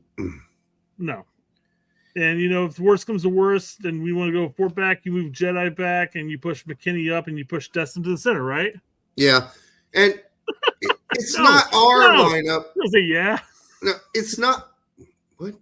Oh, no, you don't. Not push Destin to the middle. I just want to make sure people know this is not our lineup. It is our best guess of what Pochettino is going to do on Sunday. What would you change if it was our lineup? I wouldn't. Well, Trusty instead of Ream. Fair enough. Yeah. But even that for me, I want to see how Ream does here. Hell, I'd probably even put Scally over Freeman to start, just so that way you can bring Freeman in as a wingback for Dest at some point to keep your attack fresh. I think if that happens, that'll be Wea for Dest. And then on the other side, it's Arson for Jedi. Wea would be, well, never mind. We have Geo. Take that back. Yeah. We got a lot of, a lot of versatility here. Yeah, there's a lot of versatility here. Reina for Tillman, Zendejas for Tillman. So I think the big change, and not taking anything away from Ream, but Ream's slowing in age and stuff like that. But if you had to pick and Trusty's been absolutely solid in the couple of games that he's played for us. Yeah. So, and it was Trusty, McKenzie, and Freeman versus Uruguay. Let's remember that. And I was wondering if you maybe replace McKenzie with Trusty in that sense, but then Trusty in the center. He's the fucking newbie of the team. If you're going to put Trusty in there, it's left center back. Yeah, and you can't push Ream into the center, man. That's just asking to be exposed. Mm-hmm. So all the balls right down the middle. This is how Poch will start. If Ream becomes a liability in both of these two games, Ream will be gone and Trusty will replace him. So this is just figuring out whether this can really work or not. Mm-hmm. So we'll see. Okay. That's what Poch is going to do. It's not what we would do. As we said, if I had it my way, maybe I'm going with Trusty instead. Willing to give Ream a shot in the first game and see how that works. If that doesn't work for Poch, And should be able to tell it doesn't work if Reem gets burned. But then again, the whole thing is banking on his relationship with Jedi that he's had at Fulham, going back to Fulham days. If that relationship works, Jedi will be there just as he was during the Fulham days to cover his ass when it gets burned. So that's where we are. All right, Senegal, USA will be there. We'll be calling it live. Join us. It'll be fun. Sunday. Yep. All right. Until then, have a great rest of the week and weekend. We'll see you soon. Cheers.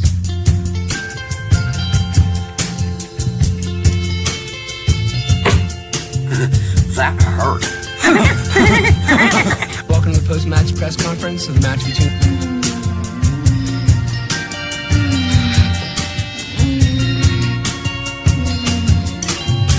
Sometimes people have sex in different ways. 69. And one way is a type of sex called oral sex. It's really good. I don't particularly enjoy it. Set the right tone, set the standards. No, it's not one of my favorites. The knowledge and also experience from different people. And only if you're doing it right. I am very good. Every man thinks he knows which positions women love, but most are completely wrong.